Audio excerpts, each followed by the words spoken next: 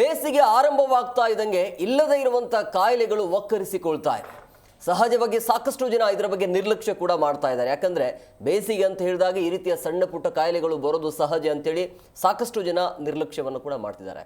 ಅದು ಎಷ್ಟರ ಮಟ್ಟಿಗೆ ಸರಿ ಅಂತೇಳಿ ಇದರ ಜೊತೆಗೆ ಪ್ರಮುಖವಾಗಿ ಈ ಹಕ್ಕಿ ಜ್ವರ ರಾಜ್ಯದಲ್ಲಿ ಆತಂಕ ಸೃಷ್ಟಿಯಾಗಿರುವಂಥದ್ದು. ಸೊ ಕೋಳಿಗಳ ಮಾರಣ ಹೋಮ ಆಗ್ತಾ ಇದೆ. ಸೊ ಹಂಗಾಗಿ ಪ್ರಮುಖವಾಗಿ ಹಕ್ಕಿ ಜ್ವರ ಅಂತಂದ್ರೇನು, ಇದರ ರೋಗ ಲಕ್ಷಣಗಳು ಹೇಗಿರುತ್ತೆ, ಹಕ್ಕಿ ಜ್ವರ ಅಂತಂದರೆ ಅದು ಕೋಳಿಗೆ ಸಂಬಂಧಪಟ್ಟಿರುವಂಥದ್ದು, ಮನುಷ್ಯರಿಗೆ ಅದು ಹೇಗೆ ಒಕ್ಕರಿಸಿಕೊಳ್ಳುತ್ತೆ, ಹೇಗೆ ಬರುತ್ತೆ, ಆ ಕಾಯಿಲೆಗಳು ಯಾವ ರೀತಿಯಾಗಿರುತ್ತೆ, ಅದಕ್ಕೆ ಟ್ರೀಟ್ಮೆಂಟ್ ಹೇಗಿರುತ್ತೆ, ಮುಂಜಾಗ್ರತಾ ಕ್ರಮಗಳು ಹೇಗಿರಬೇಕು, ಇದೆಲ್ಲವೂ ಕೂಡ ಈಗ ಜನರಲ್ಲಿ ಇರುವಂಥ ಆತಂಕ. ಇದರ ಜೊತೆಗೆ ಪ್ರಮುಖವಾಗಿ ಆರೋಗ್ಯ ಇಲಾಖೆ ಕೂಡ ಎಚ್ಚೆತ್ತುಕೊಂಡಿದೆ. ಜೊತೆಗೆ ಜಿಲ್ಲಾಡಳಿತ ಕೂಡ ಮುಂಜಾಗ್ರತಾ ಕ್ರಮವನ್ನು ಕೂಡ ಕೈಗೊಂಡಿದೆ. ಎಲ್ಲದರ ಬಗ್ಗೆ ಚರ್ಚೆ ಮಾಡ್ತಿದೆ. ಇವತ್ತಿನ ವಿಶೇಷ ಬಂದಿದೆ ಹಕ್ಕಿ ಜ್ವರ, ಬೇಡ ನಿರ್ಲಕ್ಷ್ಯ.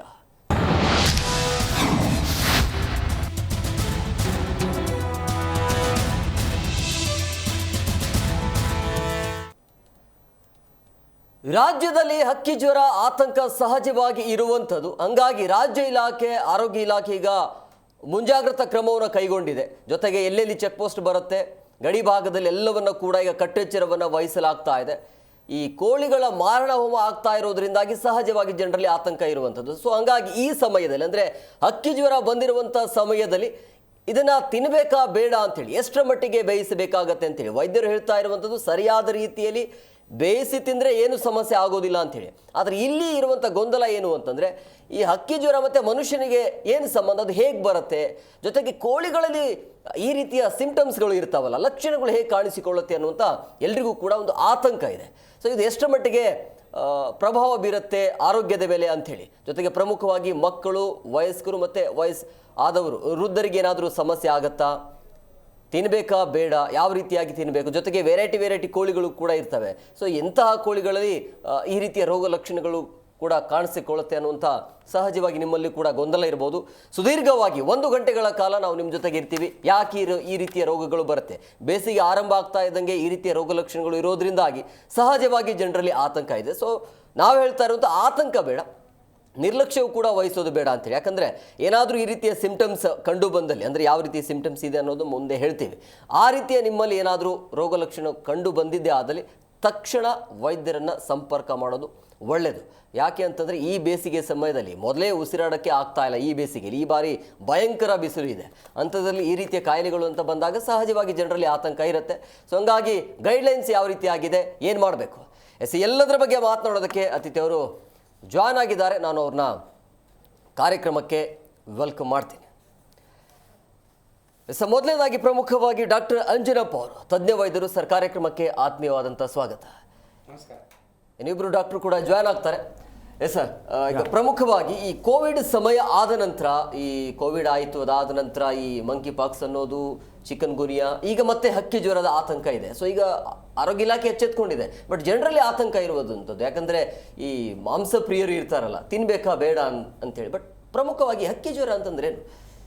It's A viral disease. ಈ ಕೊರೋನಾ ಬಂದೋದ್ಮೇಲೆ ವೈರಸ್ಗಳು ಸಮಾಜದಲ್ಲಿ ಹೀರೋಗಳಾಗ್ಬಿಟ್ಟಿದ್ದಾವೆ. ಒಂದಾದ್ಮೇಲೆ ಒಂದು ಬರ್ತಾನೆ ಇದ್ದಾವೆ. ಈಗ ನೋಡಿ, ಈ ಪಕ್ಷಿಗಳಿಗೆ ಬರೋದು ಬರ್ಡ್ ಫ್ಲೂ ಅಂತೀವಿ ನಾವು. It's an influenza virus, H5N1 ಅಂತೀವಿ. ಇದು ರೆಸ್ಪಿರೇಟರಿ ವೈರಸ್. ಆ್ಯಕ್ಚುಲಿ ಪಕ್ಷಿಗಳಲ್ಲೂ ಒಂದರಿಂದ ಒಂದಕ್ಕೆ ಹರಡುತ್ತೆ. ಆ ಹಿಕ್ಕೆ ಬಿಡ್ತಾವಲ್ಲ ಕೋಳಿಗಳು, ಅದರಿಂದ ಹೋಗುತ್ತೆ. ಬಟ್ ಏನಂದರೆ ಕೋಳಿಗಳಲ್ಲಿ ಇದು ಮಾರಣಾಂತಿಕ, ಸತ್ತೋಗ್ತವೆ. ಆದರೆ ಕೋಳಿಯಿಂದ ಈ ವೈರಸ್ ಮನುಷ್ಯನಿಗೂ ಬರ್ಬೋದು. ಈ ವೈರಸ್ಗಳು ಏನಂದರೆ ಪ್ರಾಣಿಯಿಂದ ಮನುಷ್ಯನಿಗೆ ಬರ್ತವೆ. ಸೊ ಬಂದರೂ ಕೂಡ ಪರ್ಟಿಕ್ಯುಲರ್ ಈ ವೈರಸ್ಸು ಹ್ಯೂಮನ್ ಬೀಯಿಂಗ್ಸ್ನಾಗ ಇಸ್ ನಾಟ್ ಡೇಂಜರಸ್. ಹಿಂದೆ 1998 ಕೆಲವು ಡೆತ್ಸ್ ರಿಪೋರ್ಟ್ ಮಾಡಿದ್ದಾರೆ. ಬಟ್ ಈಗ ಆಂಧ್ರ ಆಯಿತು, ನಮ್ಮಲ್ಲಿ ಲಾಸ್ಟ್ ವೀಕ್ ನಾವು ಡಿಸ್ಕಸ್ ಮಾಡಿದಾಗೆ ಇನ್ನು ಬಂದಿರಲ್ಲ, ಅಲ್ಲಿಂದ ಬಳ್ಳಾರಿಗೆ ಬಂತು. ಇದು ಹರಡುತ್ತೆ, no doubt in it. But ಈ ಟೈಮ್ನಲ್ಲಿ ನೀವು ಹೇಳ್ದಂಗೆ ಎಚ್ಚರಿಕೆ ಇರಲಿ, ಬಟ್ ಆತಂಕ ಅಂತೂ ಬೇಡ. ಅದರೊಳಗೆ ಭಾಳ ಜನಕ್ಕೆ ಇವತ್ತು ಬೇಕಾಗಿರೋದು ಅನ್ಫಾರ್ಚುನೇಟ್ ಸರ್, ಇದು ಉದ್ಯಮ ಸರ್ ಇದು. ಸೊ ನಾವು ಜನಗಳಿಗೆ ಸ್ಪಷ್ಟ ಮಾಹಿತಿ ಕೊಡಬೇಕು, ಕೋಳಿ ತಿನ್ನಬೇಕೋ ಬೇಡ ಅಂತ. ಸರ್, ಬೇಡ ಅಂತ, ಅದು ಭಾಳ ಇಂಪಾರ್ಟೆಂಟು. ನಾನು ಹೇಳ್ತೀನಿ, ದಯವಿಟ್ಟು 2 ಕೋಳಿ ತಿನ್ನಿ. ಈಗ ನೋಡ್ತಾ ಇರೋ ಜನ ಅಂತಾರೆ, ಕೋವಿಡ್ಗೂ ನಾವು ಹೆದರಿಲ್ಲ, ಇದಕ್ಕೆಲ್ಲ ನಾವು ಹೆದರ್ತೀವ. ಡೆಫಿನೆಟ್ಲಿ ಹೆದರಬಾರ್ದು. So definitely. ಹೇಗೆ ಅಂದರೆ ಈ ಕೋಳಿಗಳಲ್ಲಿ ಹೇಗೆ ಕಾಣಿಸಿಕೊಳ್ಳುತ್ತೆ, ಹೆಂಗೆ ಗೊತ್ತಾಗುತ್ತೆ ಕೋಳಿಗಳಿಗೆ ಈ ರೀತಿಯ ಹಕ್ಕಿ ಜ್ವರ ಇದೆ ಅನ್ನೋದು, ಹೇಗೆ ಆ ಸಿಂಪ್ಟಮ್ಸ್ ಹೇಗಿರುತ್ತೆ ಅಂತ? ಸರ್, ಇದು ಈಗ ನಾನು ಡಾಕ್ಟರ್ ಆಗಿದ್ದೀನಿ 70 ವರ್ಷ. ನಾವು ಚಿಕ್ಕ ಹುಡುಗರಾಗಿದ್ದಾಗೆ ಹಳ್ಳಿಯವರು ಕೋಳಿ ಒಂದೇ ಕಾಲಲ್ಲಿ ನಿಂತ್ಕೊಂಡು ತೂಗುಳಿಸ್ತಾ ಇತ್ತು ಅಂದರೆ ಇದಕ್ಕೆ ಜ್ವರ ಬಂದಿದೆ ಅನ್ನೋರು. ಅಲ್ಲ ಅವ ಕಟ್ ಮಾಡಿ ತಿಂತ 100% ನಾವು ಕಾಯೋ ಹುಡುಗರು, ಚಿಕ್ಕ ಹುಡುಗರು. ಯಾಕಂದ್ರೆ ಆಗಿನ ಕಾಲದಾಗೆಲ್ಲ ಫುಡ್ಡೇ ಸ್ಕೇರ್ಸಿಟಿ. ಯಾವ್ದನ್ನ ಕೋಳಿಗೆ ನಮ್ಮಮ್ಮ ಗ್ಯಾರಂಟಿ ಕುಯ್ತಾಳೆ ಇದ್ರನ್ನ ಅಂತ ಖುಷಿಯಿಂದ ಕಾಯವಿ. Sir very simple. ಕೋಳಿಗೆ ವೈರಸ್ ಬರುತ್ತೆ, ಉಸಿರಾಡೋಕ್ಕಾಗಲ್ಲ ಕೋಳಿಗೂ ಕೂಡ.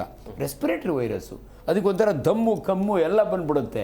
ಹಂಗಾಗಿ ಯೂಶ್ವಲಿ ಆಕ್ಟಿವಿಟಿ ಕಡಿಮೆ ಆಗುತ್ತೆ ಕೋಳಿಗಳಲ್ಲಿ. ಅದು ರೋಗ ಲಕ್ಷಣ ಅಂದರೆ ಅದೇನೆ.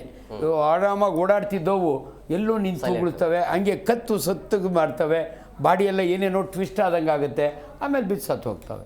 ಒಂದು ಕೋಳಿ ಸತ್ತರೆ ಸಾಕು ಗೊತ್ತಾಗುತ್ತೆ ಅವರಿಗೆ, ಇಲ್ಲಿ ಇದೇ ವೈರಸ್ಸು, ಇದರಿಂದ ಬೇರೆಯವ್ರಿಗೆ ಬರುತ್ತೆ. ಅವಾಗಲೇ ಫಾರ್ಮ್ನವರೆಲ್ಲ ಎಚ್ಚರ ವಹಿಸೋದು. ಅಂಥ ಕೋಳಿಗಳನ್ನ ಅವ್ರು ಸೆಪ್ರೇಟ್ ಮಾಡಬೇಕು ಆ್ಯಕ್ಚುಲಿ. ಆ್ಯಂಡ್ ಅನ್ಫಾರ್ಚುನೇಟ್ಲಿ ಎಲ್ಲೂ ಕೂಡ ಆಂಟಿವೈರಲ್ ಡ್ರಗ್ಸ್ ಇಲ್ಲ, ಮನುಷ್ಯನಿಗಾಗಲಿ ಕೋಳಿಗಳಿಗಾಗಲಿ. ಸೊ ಹಂಗಾಗಿ ಇವನ್ನ ಪ್ರೊಟೆಕ್ಟ್ ಮಾಡೋಕ್ಕಾಗಲ್ಲ. ಐಸೋಲೇಟ್ ಮಾಡಿ ಇದರಿಂದ ಇನ್ನೊಂದಕ್ಕೆ ಹೋಗ್ದಂಗೆ ನೋಡ್ಕೋಬೇಕು. ಅವ್ರು ಬುದ್ಧಿವಂತರಾದರೆ ಸಾಯೋದಕ್ಕೆ ಮೊದಲೇ ಚೀಪಾಗಾದರೂ ಮಾರಬೇಕು. ಜನಗಳಿಗೂ ಒಂದು ಮನವಿ, ದಯವಿಟ್ಟು ಕೋಳಿನ ಬದುಕಿದ್ದಂಗೆ ಹೋಗಿ ಮಣ್ಣು ಮುಚ್ಚಬೇಡಿ. ಅದಿನ್ನೂ ಸತ್ತಿಲ್ಲ, ಅದಕ್ಕೆ ವೈರಸ್ ಇದೆ, ಅದನ್ನು ನಾವು ಬೇಯಿಸಿ ತಿಂದರೆ ಏನೂ ಇಲ್ಲ. It's very very safe.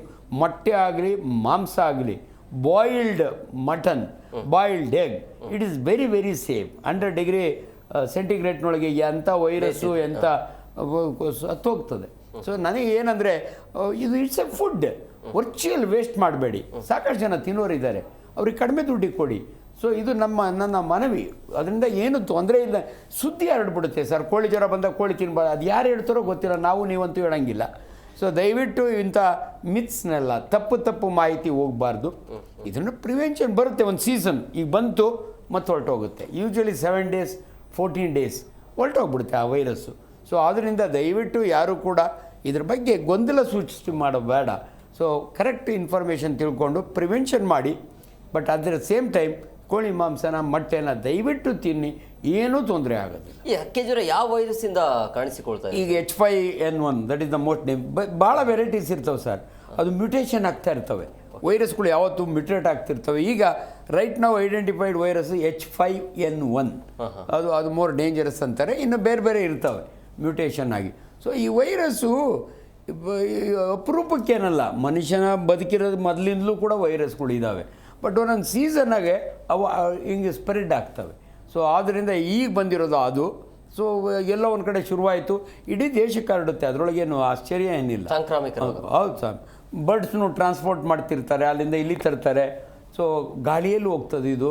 So ಹಂಗಾಗಿ ಆಶ್ಚರ್ಯ ಏನಿಲ್ಲ ಸ್ಪ್ರೆಡ್ ಆಗೋದ್ರೊಳಗೆ. ನಮ್ಮ ರಾಜ್ಯಕ್ಕೆ ಬರುತ್ತೋ ಇಲ್ಲೋ, ಕೇರಳದೊಳಗಿತ್ತು ಅಂತಿದ್ದು ವಿತಿನ್ ನೋ ಟೈಮ್ ಬಂದುಬಿಡುತ್ತೆ. ಸೊ ಅದರಿಂದ ದಯವಿಟ್ಟು ಹೆದರ್ಕೊಳ್ಳೋಕೆ ಹೋಗಬೇಡಿ. ಬಟ್ ನಿಮ್ಮ ಕೋಳಿನ ನೀವು ಪ್ರೊಟೆಕ್ಟ್, ಯಾಕಂದ್ರೆ ವರ್ಚುವಲ್ ಲಾಸ್ ಆಗುತ್ತೆ. ಪಾಪ 10,000 ಕೋಳಿ ಸತ್ತೋದಾಗೆ ಅವರಿಗೆ ರೈತನಿಗೆ ಲಾಸ್ ಆಗುತ್ತೆ. ಗೌರ್ಮೆಂಟ್ನವ್ರು ಸಬ್ಸಿಡಿ ಕೊಡೋದಿಲ್ಲ. ಆದ್ದರಿಂದ ಇವೆಲ್ಲ ಪ್ರಿಕಾಷನ್ಸ್ ತೊಗೊಳ್ಳೋದು ಒಳ್ಳೆಯದು ಅಂತ. ಸೊ ಇನ್ನೊಂದು ಬೇಸರ ಏನಂದರೆ, ಈ ರೀತಿಯಾಗಿ ಹಳ್ಳಿಗಳ ಮಾರಣಹೋಮ ಆಗ್ತಿದೆಯಲ್ಲ, ಅದನ್ನು ನೀರಿನಲ್ಲಿ ನಾಲೆಗೆ ಬಿಟ್ಬಿಟ್ಟಿದ್ದಾರೆ ಸರ್. ನಾಲೆನಲ್ಲಿ ತೇಲಿ ಬರ್ತಾ ಇದೆ. ಸೊ ಇದು ಎಷ್ಟರ ಮಟ್ಟಿಗೆ ನಿರ್ಲಕ್ಷ್ಯ ಅಂತೇಳಿ, ಅಂದರೆ ಆ ನೀರು ಮತ್ತೆ ಕಲುಷಿತ ಆಗಿ ಮತ್ತೆ ಬೇರೆ ರೋಗ ಲಕ್ಷಣ ಕಾಣಿಸಿಕೊಳ್ಬಹುದಲ್ಲ? ತಪ್ಪು, 100% ತಪ್ಪು. ಎಲ್ಲೋ ಒಂದು ಕಡೆ ಮಣ್ಣಿನಲ್ಲಿ ಮುಚ್ಚಿದ್ರು, ದಟ್ಸ್ ಓಕೆ, ನೀರಿನಾಗೆಲ್ಲ ಹಾಕಬಾರ್ದು. ವಾಟರ್ ನದಿ ಒಳಗೆ ಯಾವಾಗಲೂ ನಾವು ಹೇಳ್ತೀವಿ ಸಾಂಕ್ರಾಮಿಕ ರೋಗಗಳು ಮೇಲ್ಗಡೆ ಇರೋದ್ರಿಂದ ಬರೋ ವೈರಸ್ಗಳು, ಬ್ಯಾಕ್ಟೀರಿಯಾ ಎಲ್ಲ ಕೆಳಗಡೆ ಅವ್ರಿಗೆ ಇನ್ಫೆಕ್ಟ್ ಮಾಡ್ತಾವೆ. ಅದೆಲ್ಲ ಮಾಡಬಾರ್ದು. ಸೇಫೆಸ್ಟ್ ಅಂದರೆ ಕಲ್ಲಿಂಗ್ ಅಂತಾರೆ ಆ ಪಕ್ಷಿಗಳನ್ನ ಮಾಡಿಬಿಟ್ಟು ಮಣ್ಣಲ್ಲಿ ಬಟ್ ಏನಂದರೆ ಸಾಯೋದಕ್ಕೆ ಮೊದಲೇ ಯಾಕೆ ನೀವು ಸಾಯಿಸ್ತೀರಿ ಅನ್ನೋದು ಅಷ್ಟೇ ನಮ್ಮ ಕಳಕಳಿ. ಸಾಕಷ್ಟು ಜನ ತೊಗೊಳ್ಳೋರು ಇರ್ತಾರೆ. ಸೊ ಹಂಗಾಗಿ ಎಲ್ಲೋ ಒಂದು ಕಡೆ ಬಡವ್ರಿಗೆ ಕೊಡಿ ಅನ್ಬಾರ್ದು. ಯಾಕಂದರೆ ಬಡವ್ರು ಮಾತ್ರ ಇದ್ರ ಕೋಳಿ ತಿಂತಬೇಕಂತ ನಾನೇ ತಿಂತೀನಿ. ಬೇಕಾದ್ರೆ ನಮಗೆ ಕೊಟ್ಟರೆ ಕೋಳಿ ಬೇಯಿಸ್ಕೊಂಡು ಆರಾಮಾಗಿ ತಿಂತೀನಿ ನಾನು. ಸೊ ಹಂಗಾಗಿ ದಯವಿಟ್ಟು ಇದೊಂದು ಸಂದೇಶ ಹೋಗಬೇಕು, ಎಲ್ಲೋ ಒಂದು ಕಡೆ ಹಂಗೆ ಮಾಡಬೇಡಿ ಅಂತ. ಸರ್, ಈ ಕೋಳಿ ಫಾರ್ಮ್ಗಳಲ್ಲಿ ಯಾವ ರೀತಿಯಾಗಿ ಮುಂಜಾಗ್ರತಾ ಕ್ರಮಗಳನ್ನು ತೆಗೆದುಕೊಳ್ಬೇಕು ಅಂತೇಳಿ ಈ ಸಮಯದಲ್ಲಿ? ಇಲ್ಲ, ನೀವು ಕೋಳಿ ಫಾರ್ಮ್ಗೆ ಹೋಗಿದ್ದೀರೋ ಇಲ್ಲ, ನಮ್ಮೂರುಗಳ ಕಡೆ ಎಲ್ಲ ಇದೆ. ಸಾಕಷ್ಟು ಅವನ್ನ ವ್ಯವಸ್ಥಿತವಾಗಿ ಇಟ್ಕೊಂಡಿರ್ತಾರೆ ಕೋಳಿಗಳು. ವ್ಯಾಕ್ಸಿನ್ಗಳೆಲ್ಲ ಕೊಡ್ತಿರ್ತಾರೆ, ಸ್ಟೀರಾಯ್ಡ್ ಇಂಜೆಕ್ಷನ್ ಎಲ್ಲ ಕೊಡಿ. ಆ ಕೋಳಿ ಫಾರ್ಮ್ನಲ್ಲಿ ವರ್ಕ್ ಮಾಡೋವಂಥವ್ರು ನಾಲೆಡ್ಜಬಲ್ ಇರ್ತಾರೆ. ಬಟ್ ಏನಂದರೆ ಒಬ್ಬ ವೆಟರ್ನರಿ ಡಾಕ್ಟ್ರ ಯಾವತ್ತೂ ಕೂಡ ಅವರ ಸಜೆಷನ್ ತೊಗೋಬೇಕು. ಯಾವುದೇ ಒಂದು ಏರಿಯಾ ಒಳಗಿರಲಿ, ದೇ ಆರ್ ದ ಸ್ಪೆಷಲಿಸ್ಟ್. ಅಂಥ ಸಮಯದಲ್ಲಿ ಅವ್ರ ಕಡೆಯಿಂದ ಗೈಡೆನ್ಸ್ ತೊಗೊಂಡ್ರೆ ಹೆಂಗೆ ಐಸೋಲೇಟ್ ಮಾಡಬೇಕು ಕೋಳಿನ, ಆ್ಯಂಡ್ ಯಾವುದನ್ನ ಕಾಯಿಲೆ ಬಂದಿದ್ದನ್ನು ಹೆಂಗೆ ಸತ್ತಾದ್ರೆ ಡಿಸ್ಪೋಸ್ ಹೆಂಗೆ ಮಾಡಬೇಕು, ಇವೆಲ್ಲವನ್ನು ಅವ್ರ ಗೈಡೆನ್ಸ್ ತೊಗೊಂಡ್ರೆ ಬರುತ್ತೆ. ಏನಾದ್ರು ನೋಡಿ ಹಿಂಗಿರ್ತವೆ ಎಲ್ಲ ಒಟ್ಟೊಟ್ಟಿಗೆ. ಯಾವುದನ್ನ ಒಂದು ಕೋಳಿಗೆ ಬಂದರೆ 3 ಇದು ಅವೆಲ್ಲ ಒಟ್ಟಿಗೆ ಇರ್ತಾವಲ್ಲ, ಸ್ಪ್ರೆಡ್ ಆಗ್ತಾ ಇರುತ್ತೆ. ಆ ಪ್ರಿಕಾಷನ್ ತೊಗೊಂಡ್ರೆ ಸಾಕು ಅನಿಸುತ್ತೆ. ಸರಿ, ಈಗ ಮನುಷ್ಯರಿಗೆ ಹೇಗೆ ಬರುತ್ತೆ ಈಗ ಸಹಜವಾಗಿ ಅದೇ ಗೊಂದಲ ಇದೆ. ಕೋಳಿಯಿಂದ ಕೋಳಿಗೆ ಬರುವಂಥ ರೋಗ ಇದು. ಕೋಳಿಯಿಂದ ಕೋಳಿ ಬರುತ್ತೆ ಸರ್. ವೈರಸ್ ಜ್ವರಗಳು ಏನಾಗುತ್ತೆ, ಇವಾಗ ಸ್ವೈನ್ ಫ್ಲೂ ಅಂತೀವಿ, ಹಂದಿ ಜ್ವರ ಮನುಷ್ಯನಿಗೆ ಬಂತು, ಕೋತಿಯಿಂದ ಮನುಷ್ಯನಿಗೆ ಬಂತು. ಇವು ಅಷ್ಟೇ, ಅಲ್ಲಿ ನಮಗೆಲ್ಲ ಬರಲ್ಲ, ಅಲ್ಲಿ ವರ್ಕ್ ಮಾಡ್ತಾರಲ್ಲ ಅವರು ಕ್ಲೋಸ್ ಕಾಂಟ್ಯಾಕ್ಟ್ನಾಗಿರ್ತಾರೆ. ಆ ಹೆಕ್ಕಿ ಪಿಕ್ಕೆಗಳನ್ನೆಲ್ಲ ಇದಿರ್ತದೆ, ಕೋಳಿಗಳ ಕಕ್ಕಸ್ಸು, ಅದರಿಂದ ಬರ್ತಾವೆ, ಅವ್ರಿಗೆ ಹ್ಯಾಂಡ್ಲ್ ಮಾಡ್ತಾರೆ. ನಾವು ಹಿಂಗೆ ಮಾತಾಡೋಕೆ ಹೋದರೆ ಪಾಪ ರೈತರಿಗೆ ಕಷ್ಟ, ಅಲ್ಲಿ ಕೆಲಸ ಮಾಡೋಕ್ಕೆ ಯಾವನು ಹೋಗಲ್ಲ, ಅವ್ರು ಕೋಳಿ ನೋಡ್ಕೊಳ್ಳೋದು ಹೆಂಗೆ. ಅವ್ರಿಗೂ ಬರಬೇಕು ಅಂತ ಏನಿಲ್ಲ, ಬೈ ಚಾನ್ಸ್ ಬಂದರೂ ಕೂಡ ನೋಡಿ, ಇಂಥ ಹುಡುಗರು ಪಾಪ ಅವ್ರು ಬಂದರೂ ಕೂಡ ಸಾವು ನೋವು ಅಂತೂ ಆಗಲ್ಲ. ಈ ಪರ್ಟಿಕ್ಯುಲರ್ ಜ್ವರ ಇದುವರೆಗೂ ಎಲ್ಲೂ ಸಾವು ನೋವನ್ನು ರಿಪೋರ್ಟ್ ಮಾಡಿಲ್ಲ.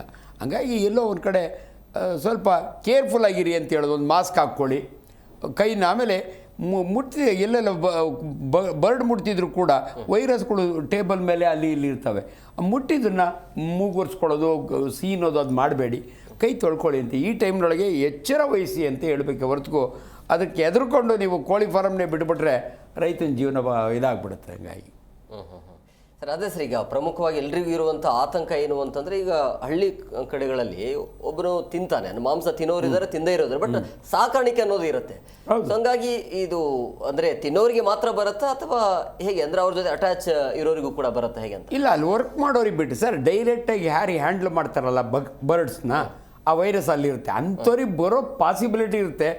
ಬಂದರೂ ಕೂಡ ಅವ್ರಿಗೇನು ಆತಂಕಕಾರಿ ಅಲ್ಲ. ಸೊ ಅದರಿಂದ ಏನು ನಾವು ಹೇಳ್ಬೋದು ಅಂದರೆ, ದಯವಿಟ್ಟು ಉದ್ಯಮ ಲಾಸ್ ಆಗಬಾರ್ದು ಸರ್. ಸೊ ರೈತನ ಜೀವನ ಇವೆಲ್ಲ. ಸೊ ಈ ಕೋಳಿ ಫಾರ್ಮ್ನಲ್ಲಿ ನಂಬ್ಕೊಂಡು ಬಂದಿರ್ತಾರೆ. ಆಮೇಲೆ ಈ ಮೊಟ್ಟೆಗಳ್ನೂ ಅಷ್ಟೇ ತಿನ್ನಬೇಡಿ ಅಂತ ಕೆಲವರು ಹೇಳ್ತಾರೆ. ಇಲ್ಲ, 100% they are very safe. So ಇನ್ನೊಂದು ಊರಿನವ್ರಿಗೆ ಊರಿನ ಪಕ್ಕದಲ್ಲಿ ಇವೆಲ್ಲ ಮಾಡಿರ್ತಾರೆ. ಇಲ್ಲಿಂದ ವೈರಸ್ ಏನು ನಿಮ್ಮ ಊರಿಗೆ ಹೋಗಲ್ಲ, ಅದಂತೂ ಡೆಫಿನೆಟ್ಲಿ. ಗಾಳಿ ಒಳಗೆ ಹಾರ್ಕೊಂಡು ಊರಿನಾಗೆಲ್ಲ ಎಷ್ಟೋ ಜನ ಗಲಾಟೆ ಮಾಡಿ ನಮ್ಮ ಕೋಳಿ ಫಾರ್ಮ್ನೇ ಮುಚ್ಚಿಸ್ಬಿಡ್ತಾರೆ. ನಿನ್ನ ಕೋಳಿ ಫಾರಮಿಂದ ನಮ್ಮೂರಿಗೆಲ್ಲ ಕಾಯಿಲೆ ಬರ್ತದೆ ಅಂತ. ಹಂಗೆಲ್ಲ ಏನಿಲ್ಲ. ವೈಜ್ಞಾನಿಕವಾಗಿ ನಾವು ಮಾತಾಡ್ಬೇಕು ಸರ್ ಯಾವತ್ತೂ ಕೂಡ. ಬರ್ಡ್ಸ್ ಟು ಬರ್ಡ್ ಬಂದೇ ಬರುತ್ತೆ. ಆ್ಯಕ್ಚುಲಿ ಇವಕ್ಕೆ ಕೆಲವು ಸಮಯ ಹೌದು. ಆಮೇಲೆ ಈ ಫಾರೆಸ್ಟ್ ಬರ್ಡ್ಸ್ ಇರ್ತಾವಲ್ಲ ಸರ್, ಈ ನವಿಲು ಇವೆಲ್ಲ ಇರ್ತಾವಲ್ಲ, ಅವಿಂದಲೂ ಕೂಡ ಇವಾಗ ಬರೋ ಚಾನ್ಸ್ ಇರುತ್ತೆ. ಬಟ್ ಏನಂದರೆ ಡೊಮೆಸ್ಟಿಕ್ ಕೋಳಿಗಳಿಗೆ ಅದು ನಮ್ಮ ಜೀವನ, ಅದು ಮನುಷ್ಯನಿಗೆ ಗುಡ್ ಫುಡ್. ಇನ್ನೊಂದು ನಾನು ಹೇಳ್ತೀನಿ, ಕೋಳಿ ಬಗ್ಗೆ ದಯವಿಟ್ಟು ತಿಳ್ಕೊಳ್ಳಿ. It's A wonderful protein. ಅದು ತುಂಬ ಜನ ತಪ್ಪು ತಿಳ್ಕೊಳ್ತಾರೆ, ಕೋಳಿ ತಿಂದರೆ ಎಕ್ಸಸ್ ಆಫ್ ಹೀಟ್ ಆಗುತ್ತೆ ಡಾಕ್ಟ್ರೇ, ಪೈಲ್ಸ್ ಬರುತ್ತೆ. ನಾನು ಪೈಲ್ಸ್ ಸ್ಪೆಷಲಿಸ್ಟ್ ಇದ್ದೀನಿ, ಹೇಳ್ತಾ ಇದ್ದೀನಿ, I am A bottom surgeon. ದಯವಿಟ್ಟು ಜನಗಳಿಗೆ ಒಂದು ಸಂದೇಶ ಇವತ್ತು ಈ ಡಿಸ್ಕಷನ್ನಿಂದ, ಕೋಳಿಯೊಳಗೆ ಹೀಟಲ್ಲ, ಪೋರ್ಕೊಳಗೆ ತಂಪಲ್ಲ. ಕೋಳಿನ ಯಾಕೆ ಹೀಟ್ ಅನ್ಕೋತಾರೆ ಅಂದರೆ, ಕೋಳಿಯೊಳಗೆ ಫೈಬರ್ ಕಡಿಮೆ. ಎಲ್ಲಿ ಫೈಬರ್ ಕಡಿಮೆ ಇರುತ್ತಲ್ಲ ಅಲ್ಲಿ ಮಲಬದ್ಧತೆ ಆಗುತ್ತೆ, ಕಾನ್ಸ್ಟಿಪೇಷನ್. ಅದಕ್ಕೆ ಕಾರಣ lack of water, lack of fibre. ಅದಕ್ಕೆ ದಯವಿಟ್ಟು ಕೋಳಿ ತಿನ್ನೋರು ಏನೇನೋ ನಿಮ್ಮದೇ ಅನ್ಕೋಬೇಡಿ. ಅದು ಈ ಟೈಮ್ನೊಳಗೆ ಇನ್ನೂ ಒಂದು ಅಡ್ವಾಂಟೇಜ್ ಏನಂದರೆ, ನಿಮಗೆ ಚೀಪಾಗಿ ಮಾರ್ತಾರೆ. ನೀವು ನೋಡಿ, ಮಟನ್ ರೇಟ್ ಜಾಸ್ತಿ ಆಗ್ಬಿಟ್ಟಿದೆ. ಅವ್ರಿಗೆ ಗೊತ್ತು, ಜನ ಕೋಳಿ ನಾವು ಇಲ್ಲಿ ಕೂತ್ಕೊಂಡು ವಿಜ್ಞಾನ ಹೊಡೆದ್ರು ಕೂಡ ಜನಗಳನ್ನ ತಿನ್ನೋದು. ಜನರಲ್ಲಿ ಆತಂಕ ಏನು ಅಂದರೆ, ಈಗ 250 ರೂಪಾಯಿ ಕೆಜಿ ಸಿಗ್ತಾ ಇರುವಂಥ ಚಿಕನ್ ಇದ್ದಕ್ಕಿದ್ದಾಗೆ ಕಡಿಮೆ ಬರುತ್ತಲ್ಲ, ಅದು ಜನರಿಗೆ ಆತಂಕ ಇರುವಂಥದ್ದು. ಹೌದು. ಹಂಗಾಗಿ ಮಟನ್ ರೇಟ್ ಜಾಸ್ತಿ ಆಗಿದೆ, ಚಿಕನ್ ರೇಟ್ ಕಡಿಮೆ ಆಗಿದೆ. ಅದಕ್ಕೆ ಚಿಕನ್ನೇ ತಂದು ತಿನ್ನಿ ಅಂತ ಹೇಳ್ತೀನಿ ನಾನು. ಗೊತ್ತಿದೆ, ವೆರಿ ಇಂಪಾರ್ಟೆಂಟ್. 1 ಕೆಜಿ ತಿನ್ನೋರು 2 ಕೆಜಿ ತಿನ್ನಿರಿ ಅಂತ. ಓಕೆ ಸರ್, ಮಾತಾಡೋಣ. ಮತ್ತೊಬ್ಬರು ಗೆಸ್ಟ್ ಜಾಯ್ನ್ ಆಗಿದ್ದಾರೆ, ವೆಲ್ಕಮ್ ಮಾಡಬಿಡ್ತೀನಿ. ಪ್ರಮುಖವಾಗಿ ಬಯೋಸೈಂಟಿಸ್ಟ್ ಆಗಿರುವಂಥ ದಿವ್ಯಾ ಚಂದ್ರಧರ್ ಮೇಡಮ್, ಕಾರ್ಯಕ್ರಮಕ್ಕೆ ಆತ್ಮೀಯವಾದಂಥ ಸ್ವಾಗತ.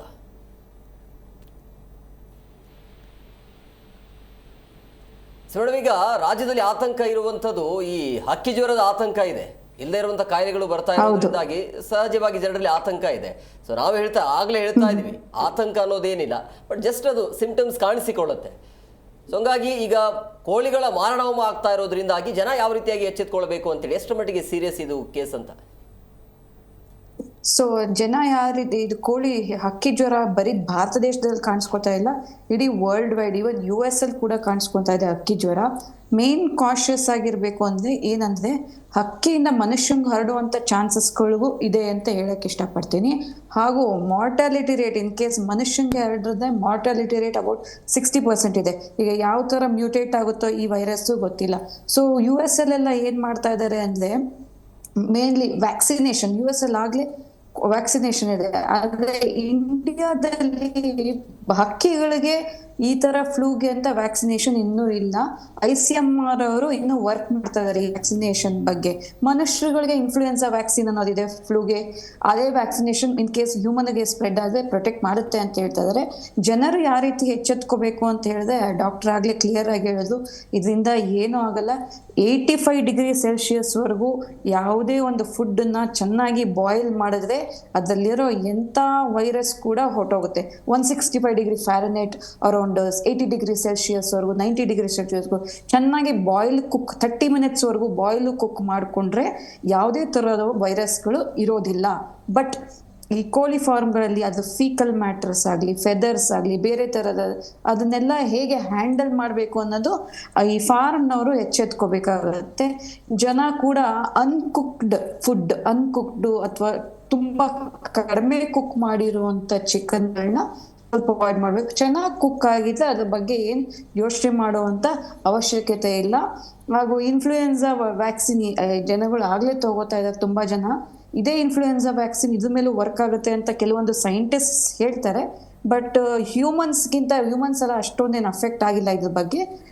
ಕೋಳಿಗಳಿಗೆ ಜಾಸ್ತಿ ಇವಾಗಲೇ 10,000 ಕೋಳಿಗಳು ಮಾರಣಹೋಮ ಆಗಿದೆ ಬಳ್ಳಾರಿನಲ್ಲಿ ಅಂತ ಹೇಳಕ್ ಒಂದು ಸೈನ್. ಇವಾಗ ಕೋಳಿನಲ್ಲಿ ಯಾವುದೋ ಒಂದು ಕೋಳಿ ಮಂಕಾಗಿದೆ, ಇವಾಗ ಕಾಲೆಲ್ಲ ನೀಲ್ಗಟ್ಟಿದೆ, ತಲೆಯೆಲ್ಲ ನೀಲ್ಗಟ್ಟಿದೆ, ಮೂಗಿಂದ ಏನೋ ಸೋರ್ತಾ ಇದೆ, ಈ ಥರ ಸಿಂಪ್ಟಮ್ಸ್ ಏನಾದ್ರು ಕೋಳಿಗಳಲ್ಲಿ ಕಾಣಿಸ್ಕೊಂಡ್ರೆ ಅಂಥ ಕೋಳಿಗಳನ್ನ ಸಾಯಿಸೋ ಬದಲು ಫಸ್ಟ್ ಐಸೋಲೇಟ್ ಮಾಡಿ ಅಂತ ಹೇಳಕ್ ಇಷ್ಟಪಡ್ತೀನಿ. ಐಸೋಲೇಟ್ ಮಾಡೋದ್ರಿಂದ ಅದು ಸ್ಪ್ರೆಡ್ ಆಗೋದು ಪ್ರಿವೆಂಟ್ ಆಗತ್ತೆ. ಮೇಡಮ್, ಅಂದರೆ ಆರೋಗ್ಯದ ಮೇಲೆ ಯಾವ ರೀತಿಯಾಗಿ ಪರಿಣಾಮ ಬೀರುತ್ತೆ ಅಂತ ಹೇಳಿ ಏನಾದರೂ ಸಮಸ್ಯೆ ಆಗುತ್ತಾ ಅಂತ? ಈ ಮನುಷ್ಯ ಆರೋಗ್ಯದ ಮೇಲೋ ಕೋಳಿಗಳ ಆರೋಗ್ಯದ ಮೇಲೋ? ಮನುಷ್ಯ ಆರೋಗ್ಯದ ಮೇಲೆ. ಇದು ಫ್ಲೂ ತರ, ಇದು ಒಂಥರ ರೆಸ್ಪಿರೇಟರಿ ಡಿಸೀಸ್ ತರ. ಇನ್ ಕೇಸ್ ಕೋಮಾರ್ಬಿಲಿಟಿ ಬೇರೆ ಬೇರೆ ತರ, ಈಗ ಅವ್ರಿಗೆ ಏನಾರು ಅಸ್ತಮಾ ಅಥವಾ ಬೇರೆ ಬೇರೆ ತರ ಡಿಸೀಸಸ್ ಇದ್ರೆ ಇದು ಅಫೆಕ್ಟ್ ಆಗುವಂಥ ಚಾನ್ಸಸ್ ಇದೆ. ಬಟ್ ಇನ್ ಕೇಸ್ ಅವರು ಹೆಲ್ತಿ ಆಗಿದ್ರೆ ಇದು ಇನ್ಫ್ಲೂಯೆನ್ಸ್ ನಾರ್ಮಲಿ ಏನು ಫ್ಲೂ ಬಂದು ಹೋಗುತ್ತಲ್ಲ ಆ ಥರ ಬಂದು ಹೋಗುತ್ತೆ ಅಷ್ಟೇ ಅಂತ ಹೇಳಕ್ಕೆ ಇಷ್ಟಪಡ್ತೀನಿ. ಸೊ ಅದ್ರ ಬಗ್ಗೆ ಕಾಷಿಯಸ್ ಆಗಿರಬೇಕು. ನೀವೇನಾದ್ರು ಫಾರ್ಮಲ್ಲಿ ಕ್ಲೋಸ್ ಆಗಿ ವರ್ಕ್ ಮಾಡ್ತಿದ್ರೆ ಕೋಳಿಗಳ ಜೊತೆಗೆ, ಇವಾಗ ರೀಸೆಂಟಾಗಿ ಕಲ್ಮಿನೇಷನ್ ಅಂತ ಏನು ಹೇಳ್ತಾ ಇದ್ರು ಸರ್, ಅವ್ರಿಗೆಲ್ಲ PPE ಕಿಟ್ ಹಾಕಿಸಿ, ಯಾರ್ಯಾರು ಇದು ಮಾಡ್ತಾ ಇದ್ರು PPE ಕಿಟ್ ಹಾಕಿಸಿ ನೀಟಾಗಿ ಹ್ಯಾಂಡಲ್ ಮಾಡಿದ್ದಾರೆ. ಸೊ ಈ ಥರ ಇನ್ಫೆಕ್ಷನ್ ಏನಾದ್ರು ಫಾರ್ಮಲ್ಲಿ ಇದೆ ಅಂತ ಗೊತ್ತಾದ್ರೆ ಆ ಥರ ಕಿಟ್ಸು, ಮಾಸ್ಕ್ಸು, ಗ್ಲೌಸು ಬಳಸೋದು ಉತ್ತಮ ಅಂತ ಹೇಳಕ್ಕೆ ಇಷ್ಟಪಡ್ತೀನಿ. ಅಂಜನಪ್ಪ ಸರ್, ಈಗ ಪ್ರಮುಖವಾಗಿ ಈ ಬೇಸಿಗೆ ಅಂತ ಹೇಳಿದಾಗ ಜನರಲ್ಲಿ ಒಂದು ಕಾಮನ್ ಆಗಿಬಿಟ್ಟಿದೆ. ಬೇಸಿಗೆ ಅಂತಂದ್ರೆ ಸಣ್ಣ ಪುಟ್ಟ ಸಿಂಪ್ಟಮ್ಸ್ ಬರೋದು ಸಹಜ, ಈ ನೆಗಡಿ, ಜ್ವರ ಇದೆಲ್ಲ ಸಹಜ ಅಂತೇಳಿ ಎಲ್ಲೂ ಕೂಡ ಹೋಗೋದಿಲ್ಲ. ಸೊ ಅಂಥವ್ರಿಗೆ ಏನು ಹೇಳ್ತೀರಿ ಸರ್? ಇಲ್ಲ, first of all I appreciate our young madam. ಕರೆಕ್ಟಾಗಿ ಸೈಂಟಿಫಿಕ್ ಇನ್ಫಾರ್ಮೇಷನ್ ಈ ಥರ ಜನಗಳಿಗೆ ತಲುಪಿಸ್ಬೇಕು ನಾವು.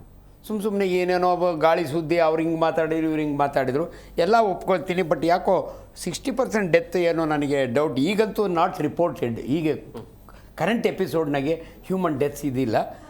But all these precaution. ಇನ್ನೊಂದು ಏನು ಹೇಳಿ, ಬೇಸಿಗೆಯಲ್ಲಿ ನೋಡಿ ಸರ್, ನಮ್ಮದು it's A country of seasons, ಋತುಗಳ ಕಾಲ. ಪ್ರತಿ ಋತುನಲ್ಲೂ ತನ್ನದೇ ಆದ ಕಾಯಿಲೆಗಳು ಇರ್ತವೆ. ಹಂಗೆ ಅಂದ್ಕೊಂಡು ಮನುಷ್ಯ ಎದ್ರುಕೊಂಡು ಕೂತ್ಕೊಳ್ಳೋಕ್ಕಾಗಲ್ಲ. ಇವಾಗ ನೋಡಿ, ಚಳಿಗಾಲದಲ್ಲಿ ವೈರಲ್ ಡಿಸೀಸಸ್ ಜಾಸ್ತಿ ಇತ್ತು ಮನುಷ್ಯನಿಗೆ. ಆ್ಯಂಡ್ ಕಾಮನ್ ಕೋಲ್ಡ್ ಬಗ್ಗೆ ಮಾತಾಡ್ತಿದ್ದು. ಈ ಕಾಮನ್ ಕೋಲ್ಡ್ ಎಷ್ಟು ಕಾಮನ್ ಅಂದರೆ, ಆ್ಯಂಡ್ ಈ ವ್ಯಾಕ್ಸಿನು ಅಷ್ಟೇ ಸಿಗುತ್ತೆ. ಇವೆಲ್ಲ ಸೆಲ್ಫ್ ಲಿಮಿಟಿಂಗ್ ಡಿಸೀಸಸ್ ಅಂತೀವಿ ನಾವು. ಸೊ ಮೊದಲ ಕಾಲದಾಗ ಹೇಳೋರು, ಡಾಕ್ಟ್ರ್ ಹತ್ರ ಹೋದರೆ 1 ವಾರಕ್ಕೆ ವಾಸಿ ಆಗುತ್ತೆ, ಅಜ್ಜಿ ಕಷಾಯ ಕುಡಿದ್ರೆ 7 ದಿನಕ್ಕೆ ವಾಸಿ ಆಗುತ್ತೆ ಅಂತ. ಅಷ್ಟು ಸಿಂಪಲ್ ಇನ್ಫಾರ್ಮೇಷನ್ ಇವೆಲ್ಲ. ಆ್ಯಂಡ್ ಬೇಸಿಗೆ ಅಂತ ತಕ್ಷಣ ನೋಡಿ 2-3 ಇಂಪಾರ್ಟೆಂಟು. ಒಂದು ಡಿಹೈಡ್ರೇಷನ್ನು. ನಮ್ಮಲ್ಲಿ ಅಷ್ಟಾಗಲ್ಲ. ನಾನು ಬಳ್ಳಾರಿ ಒಳಗೆ MBBS ಮಾಡಿದೆ, 44 ಡಿಗ್ರಿವರೆಗೂ ಹೋಗೋದು. ನಾವು ಬೆಂಗಳೂರು ಜನ 34 ಡಿಗ್ರಿಗೆ ಅಬ್ಬಬ್ಬಬ್ಬ ಅಂದ್ಕೊಂಡ್ರೆ ಹಂಗೆ ಆಗೋದಿಲ್ಲ. ನಾವು ಬದುಕೋ. ಆ್ಯಂಡ್ ಇನ್ನೊಂದು ನಿಮ್ಗೆ ಹೇಳ್ತೀನಿ, human body is such a wonderful creation. Milieu interior ಅಂತೀವಿ ನಾವು. ತನ್ನದೇ ಆದ adjustment. So many endocrine glands, ನಮ್ಮ ಸ್ವೆಟ್ ಗ್ಲ್ಯಾಂಡ್ಸು ಅವೆಲ್ಲ ಕಾಲಕ್ಕೆ ತಕ್ಕಂತೆ ಅವು ಕೆಲಸ ಮಾಡ್ತವೆ. ಸೊ ನೋಡಿ, ಬೇಸಿಗೆ ಒಳಗೆ ಮನುಷ್ಯ ಸ್ವೆಟ್ ಮಾಡೋದ್ರಿಂದ ಆ ಟೆಂಪ್ರೇಚರು ಕಡಿಮೆ ಆಗುತ್ತೆ, ತಣ್ಣಗಾಗುತ್ತೆ. ಚಳಿಗಾಲದಲ್ಲಿ ಗಡಗಡ ಅಂತ ನಡಗೋದ್ರಿಂದ ಟೆಂಪ್ರೇಚರ್ ಒಳಗಡೆ ಉಳಿಯುತ್ತೆ. ಇಂಥವೆಲ್ಲ ಬಾಡಿಯಲ್ಲಿ ಇರುತ್ತೆ. ಬಟ್ ಮೊದಲು ಜನಗಳು ಅಯ್ಯೋ ಈ ಬೇಸಿಗೆ ಬಂದ್ಬಿಡ್ತಾ ಇಷ್ಟೊಂದು ಜಾಸ್ತಿನ ಅನ್ನೋದನ್ನು ಫಸ್ಟ್ ಬಿಟ್ಬಿಡ್ಬೇಕು. ಆ ಕಾಲಕ್ಕೆ ತಕ್ಕಂಗೆ ಕೆಲವು ಕಾಯಿಲೆಗಳು. ಈ ಸಮ್ಮರ್ನೊಳಗೆ ನೋಡಿ, ಎಲ್ಲಿ ನೋಡಿದ್ರು ಊರಿನ ಜಾತ್ರೆ, ಎಲ್ಲಿ ನೋಡಿದ್ರು ಎತ್ತಿನ ಜಾತ್ರೆ. ಜನಗಳು ಸೇರೋ ಕಡೆ ಈ ಕಾಲರ, ಈ ಟೈಫಾಯ್ಡು, ಇಂಥ ಒಬ್ರಿಗೊಬ್ಬರಿಗೆ ಸಾಂಕ್ರಾಮಿಕ ಕಾಯಿಲೆಗಳು ಮೋರ್ ಕಾಮನ್ನು. ಬಿ ಕೇರ್ಫುಲ್ ಅಂತ ಅಷ್ಟೇ. ಸೊ ಇವತ್ತು ಈ ಬೇಸಿಗೆ ಒಳಗೇ ಈ ವೈರಲ್ ಜ್ವರ, bird flu, it's a common ಜ್ವರಗಳಿವೆಲ್ಲ ಪಕ್ಷಿಗಳಲ್ಲಿ ಹರಡುವಂಥದ್ದು. ಸೊ ಈ ಸಮಯದಲ್ಲಿ 2 ಎಚ್ಚರಿಕೆ, ಪಕ್ಷಿಗಳನ್ನ ನೀವು ಐಸೋಲೇಟ್ ಮಾಡಿ, ಯಾಕಂದರೆ ಇಟ್ಸ್ ಎ ಫೈನಾನ್ಷಿಯಲ್ ಲಾಸ್. ಒಂದು ಫಾರ್ಮ್ನೊಳಗೆ ನೋಡಿ, ಬಳ್ಳಾರಿ ಒಳಗೆ 10,000 ಪಕ್ಷಿ ಹೋಗ್ತಾ ಹೋದರೆ ಅವ್ನಿಗೆ ಎಷ್ಟು ಲಾಸ್ ಆಗುತ್ತೆ. ಅದನ್ನು ತಡಿಲಿಕ್ಕೋಸ್ಕರ ಯು ಬಿ ಕೇರ್ಫುಲ್. ಇನ್ನೊಂದು ಎರಡನೇದು, ದಯವಿಟ್ಟು ಜನಗಳು ಕೋಳಿ ತಿನ್ನೋದನ್ನು ಕಡಿಮೆ ಮಾಡಬೇಡಿ, ಅದು ಭಾಳ ಇಂಪಾರ್ಟೆಂಟು. ಹೆದರ್ಕೊಂಡು ಕೋಳಿ ಜ್ವರದ ಟೈಮ್ನೊಳಗೆ ನಾವು ಕೋಳಿ ತಿನ್ನಬಾರ್ದು ಮಟ್ಟೆ ನಾನು ಮೇಡಮ್ ಜಾಸ್ತಿ ತಿನ್ನಿ ಅಂತ ಹೇಳಿ ಜಾಸ್ತಿ ತಿನ್ನಿ, 2 ಕೋಳಿ ತಿನ್ನಿ, ಯಾಕಂದರೆ ಚೀಪಾಗಿ ಸಿಗುತ್ತೆ. ಅದನ್ನು ನಾವಿಬ್ಬರು ಸೇರಿ ಹೇಳ್ಬೇಕಮ್ಮ. ಹೌದು, ಕೋಳಿ ಚಿಪ್ಪಾಗಿ ಸಿಗುತ್ತೆ, ಬಟ್ ಮೊಟ್ಟೆಗಳ ಪ್ರೊಡಕ್ಷನ್ ಕಡಿಮೆ ಆಗುತ್ತೆ ಟೈಮಲ್ಲಿ. ಹಕ್ಕಿ ಜ್ವರ ಬಂದಾಗ ಕೆಳಗಡೆ ಅವಾಗ ಮೊಟ್ಟೆಗಳ ಪ್ರೈಸ್ ಜಾಸ್ತಿ ಆಗುತ್ತೆ. ಹೌದು, ದಟ್ ಇಸ್ ಪ್ರೊಡಕ್ಷನ್ ಕಡಿಮೆ ಆಗುತ್ತೆ. ಮೇಡಮ್, ಈಗ ಐಸೋಲೇಷನ್ ಇರಬೇಕು ಅಂತ ಹೇಳ್ತಾ ಇದ್ರೆ ಯಾವ ರೀತಿಯಾಗಿ ಐಸೋಲೇಷನ್ ಒಳಪಡಿಸಬೇಕು ಅಂತ ಹೇಳಿ ಕೋಳಿಗಳಿಗೆ? ಐಸೋಲೇಷನ್ ಅಂದರೆ ಇವಾಗ ಅಟ್ಲೀಸ್ಟ್ ಒಂದು 100 ಮೀಟರ್ಸ್ ರೇಡಿಯಸ್ ಅಲ್ಲಿ ಬೇರೆ ಕಡೆ ಐಸೋಲೇಟ್ ಮಾಡಬೇಕು ಕೋಳಿಗಳನ್ನ. ಅದೇ ಅದಂತ ಸಪ್ರೇಟ್ ಯೂನಿಟ್ ಮಾಡಿ ಹಾಕಬೇಕು ಅಂತ ಹೇಳಕ್ಕೆ ಇಷ್ಟಪಡ್ತೀನಿ. ಆಮೇಲೆ ಇನ್ನೊಂದು ಇಂಪಾರ್ಟೆಂಟ್ ಆವಿಷ್ಕಾರ ಅದ್ರ ಬಗ್ಗೆ ನಾನು ಮಾತಾಡಲೇಬೇಕು ಈ ಸಲ. US ಅಲ್ಲಿ ಒಬ್ರು ಇಂಡಿಯನ್ ಸೈಂಟಿಸ್ಟ್ ಒಬ್ರು ಇನ್ವೆಂಟ್ ಮಾಡಿದ್ದಾರೆ. ಒಂದು ಪ್ರಿಂಟಿಂಗ್ ಮಿಷಿನ್ ಥರ ಇದೆ, ಸ್ಮಾಲ್ ಬಾಕ್ಸ್ ಟೈಪ್ ಸ್ಟ್ರಕ್ಚರು. ಅದು 5 ನಿಮಿಷದಲ್ಲಿ ನಿಮ್ಮ ಫಾರ್ಮಲ್ಲಿ ಬಯೋಸೆನ್ಸರ್ಸ್ ಇಂದ ನಿಮ್ಮ ಫಾರ್ಮಲ್ಲಿರೋ ಹಕ್ಕಿಗಳಿಗೆ ಇನ್ಫೆಕ್ಟ್ ಆಗಿದೆಯೋ ಇಲ್ವೋ ಅಂತ ಕಂಡುಹಿಡಿಯುತ್ತಂತೆ. ಈಗ ನಾವೆಲ್ಲ previously polymerase PCR method use ಮಾಡ್ತಿದ್ದೋ, ಆ್ಯಂಟಿಜನ್ ಮೆಥಡ್ ಯೂಸ್ ಮಾಡ್ತಿದ್ದೋ. ಇವಾಗ ಅದಕ್ಕಿಂತ ಅಡ್ವಾನ್ಸ್ಡ್ ಆಗಿದೆ. ಅದೊಂದು ಮೆಷಿನ್ ಇನ್ವೆಂಟ್ ಮಾಡಿ ಅಪ್ರೂವ್ ಮಾಡಿದ್ದಾರೆ. ನಾವು ಅಂಥದ್ದೊಂದು ಹೊಸ ಆವಿಷ್ಕಾರಗಳಿಗೆ ಕೈ ಹಾಕಬೇಕು ಅಂತ ಒಂದು ಮೆಷಿನ್ ಇಮಿಡಿಯೇಟಾಗಿ 5 ಮಿನಿಟ್ಸಲ್ಲಿ ಐಡೆಂಟಿಫೈ ಮಾಡುತ್ತೆ. ಅವಾಗ it will be easy for you to isolate and take precautions ಅಂತ ಹೇಳಕ್ಕೆ ಇಷ್ಟಪಡ್ತೀನಿ. ಇಲ್ಲಿ ಕರೆಕ್ಟ್ ಅವ್ರು ಹೇಳ್ದಂಗೆ ಇಲ್ದಿರೆ ಭಾಳ ಕಂಬರ್ಸಮ್ ಪ್ರೋಸೆಸ್ಸು. ಅದು ಬರ್ಡ್ದು ಸಲೈವ ತೊಗೋಬೇಕು, ಸೆಕ್ರೀಷನ್ ತೊಗೋಬೇಕು, ಅದನ್ನು ಲ್ಯಾಬಿಗೆ ಕಳಿಸ್ಬೇಕು. I think this A wonderful. ಇಂಥ ಟೈಮ್ನೊಳಗೆ ಎಲ್ಲೋ ವಿಜ್ಞಾನವನ್ನು ನಾವು ಸದುಪಯೋಗಪಡಿಸ್ಕೊಳ್ಬೇಕು. ಅದು ಭಾಳಷ್ಟು ಈ ಹಳ್ಳಿ ಕಡೆ ಗೊತ್ತಿಲ್ಲ ಸರ್ ಅವ್ರಿಗೆ ಯಾವ ಈ ಟೈಮಲ್ಲಿ ಹೆಂಗೆ ಕಾಪಾಡ್ಕೊಳ್ಬೇಕು ಅಂತೇಳಿ. ಸರ್, ಈಗ ಪ್ರಮುಖವಾಗಿ ಗಡಿ ಭಾಗದಲ್ಲಿ ಕಟ್ಟೆಚ್ಚರವನ್ನು ವಹಿಸಲಾಗಿದೆ ಅಂತ ಹೇಳೋದು, ಕೆಲವೊಬ್ಬರು ಅದನ್ನು ನಿರ್ಲಕ್ಷ್ಯ ಕೂಡ ಮಾಡ್ತಿದ್ದಾರೆ. ಸೊ ಆ ಸಮಯದಲ್ಲಿ ಅಂದರೆ ಅಲ್ಲಿಂದ ಕೋಳಿಗಳನ್ನು ತರುವಂಥ ಸಂದರ್ಭದಲ್ಲಿ ಯಾವ ರೀತಿಯಾಗಿ ಮುಂಜಾಗ್ರತಾ ಕ್ರಮಗಳು? ಇಲ್ಲ, ಡೆಫಿನೆಟ್ಲಿ ಸರ್. ಔಟ್ ಪೋಸ್ಟ್ ಇರ್ತಾವಲ್ಲ, ಈಗ ನಾನು ಕುಪ್ಪಮಲ್ಲಿದ್ದೆ, ಯಾರು ಕೇರೆ ಮಾಡೋದಿಲ್ಲ. ಆಂಧ್ರದಿಂದ ಅವು ಪಾಡಿಗೆ ಹೋಗ್ತಾರೆ, ಎಲ್ಲೂ ಕೂಡ ಚೆಕ್ ಪೋಸ್ಟನ್ನು ಇಂಥ ಟೈಮ್ನಾಗ ಅಟ್ಲೀಸ್ಟು ಬರ್ಡ್ಸ್ನ ಟ್ರಾನ್ಸ್ಪೋರ್ಟ್ ಮಾಡ್ತಾರಲ್ಲ, ಅವನು ಸ್ಟಾಪ್ ಮಾಡಿ ಅವಕ್ಕೇನ ಕಾಯಿಲೆ ಇದೆಯಾ ಏನು ಅನ್ನೋದನ್ನು ಕಂಡುಹಿಡಿದು, ಯಾಕಂದರೆ ಆಟೋಮೆಟಿಕಲಿ ಆಂಧ್ರ ಒಳಗಿರೋ ಈ ವೈರಸ್ಸು ಈಸಿಲಿ ಬಂದುಬಿಡುತ್ತೆ ನಮಗೆ. ಐ ಥಿಂಕ್ ಸರ್ಕಾರ ಅಥವಾ ಈ ಡಿಪಾರ್ಟ್ಮೆಂಟ್ ಎಲ್ಲೋ ಒಂದು ಕಡೆ ನಾನು ಹೇಳ್ತೀನಿ, ಈ ಕುಕ್ಕುಟ ಡಿಪಾರ್ಟ್ಮೆಂಟ್ ಇದೆಯಲ್ಲ, ನನ್ನ ಫ್ರೆಂಡೇ ಅದರ ಅಧ್ಯಕ್ಷ, 3 ಕಾಸಿನ ಕೆಲಸ ಆಗಲ್ಲ, ಯಾಕಂದರೆ ದುಡ್ಡೇ ಇಲ್ಲ ಸರ್. ಇದನ್ನು ನೋಡಬೇಕು, ಭಾಳ ಅನ್ಫಾರ್ಚುನೇಟು. ಸರ್ಕಾರದಿಂದ ಬಡ್ಜೆಟೇ ಇಲ್ಲ, ಎಲ್ಲ ಹೆಣ್ಮಕ್ಳಿಗೆ ಬಸ್ನಾಗ ಫ್ರೀ ಹೋಗಿ ಕೊಟ್ಬಿಟ್ಟು ಅಲ್ಲಿ ದುಡ್ಡೇ ಕೊಡ್ತಾ ಇಲ್ಲ. ಏನು ಮಾಡ್ತಾರೆ ಅವ್ರು? ಏನೂ ಪ್ರಿಕಾಷನ್ ತೊಗೊಳಕ್ಕಾಗಲ್ಲ.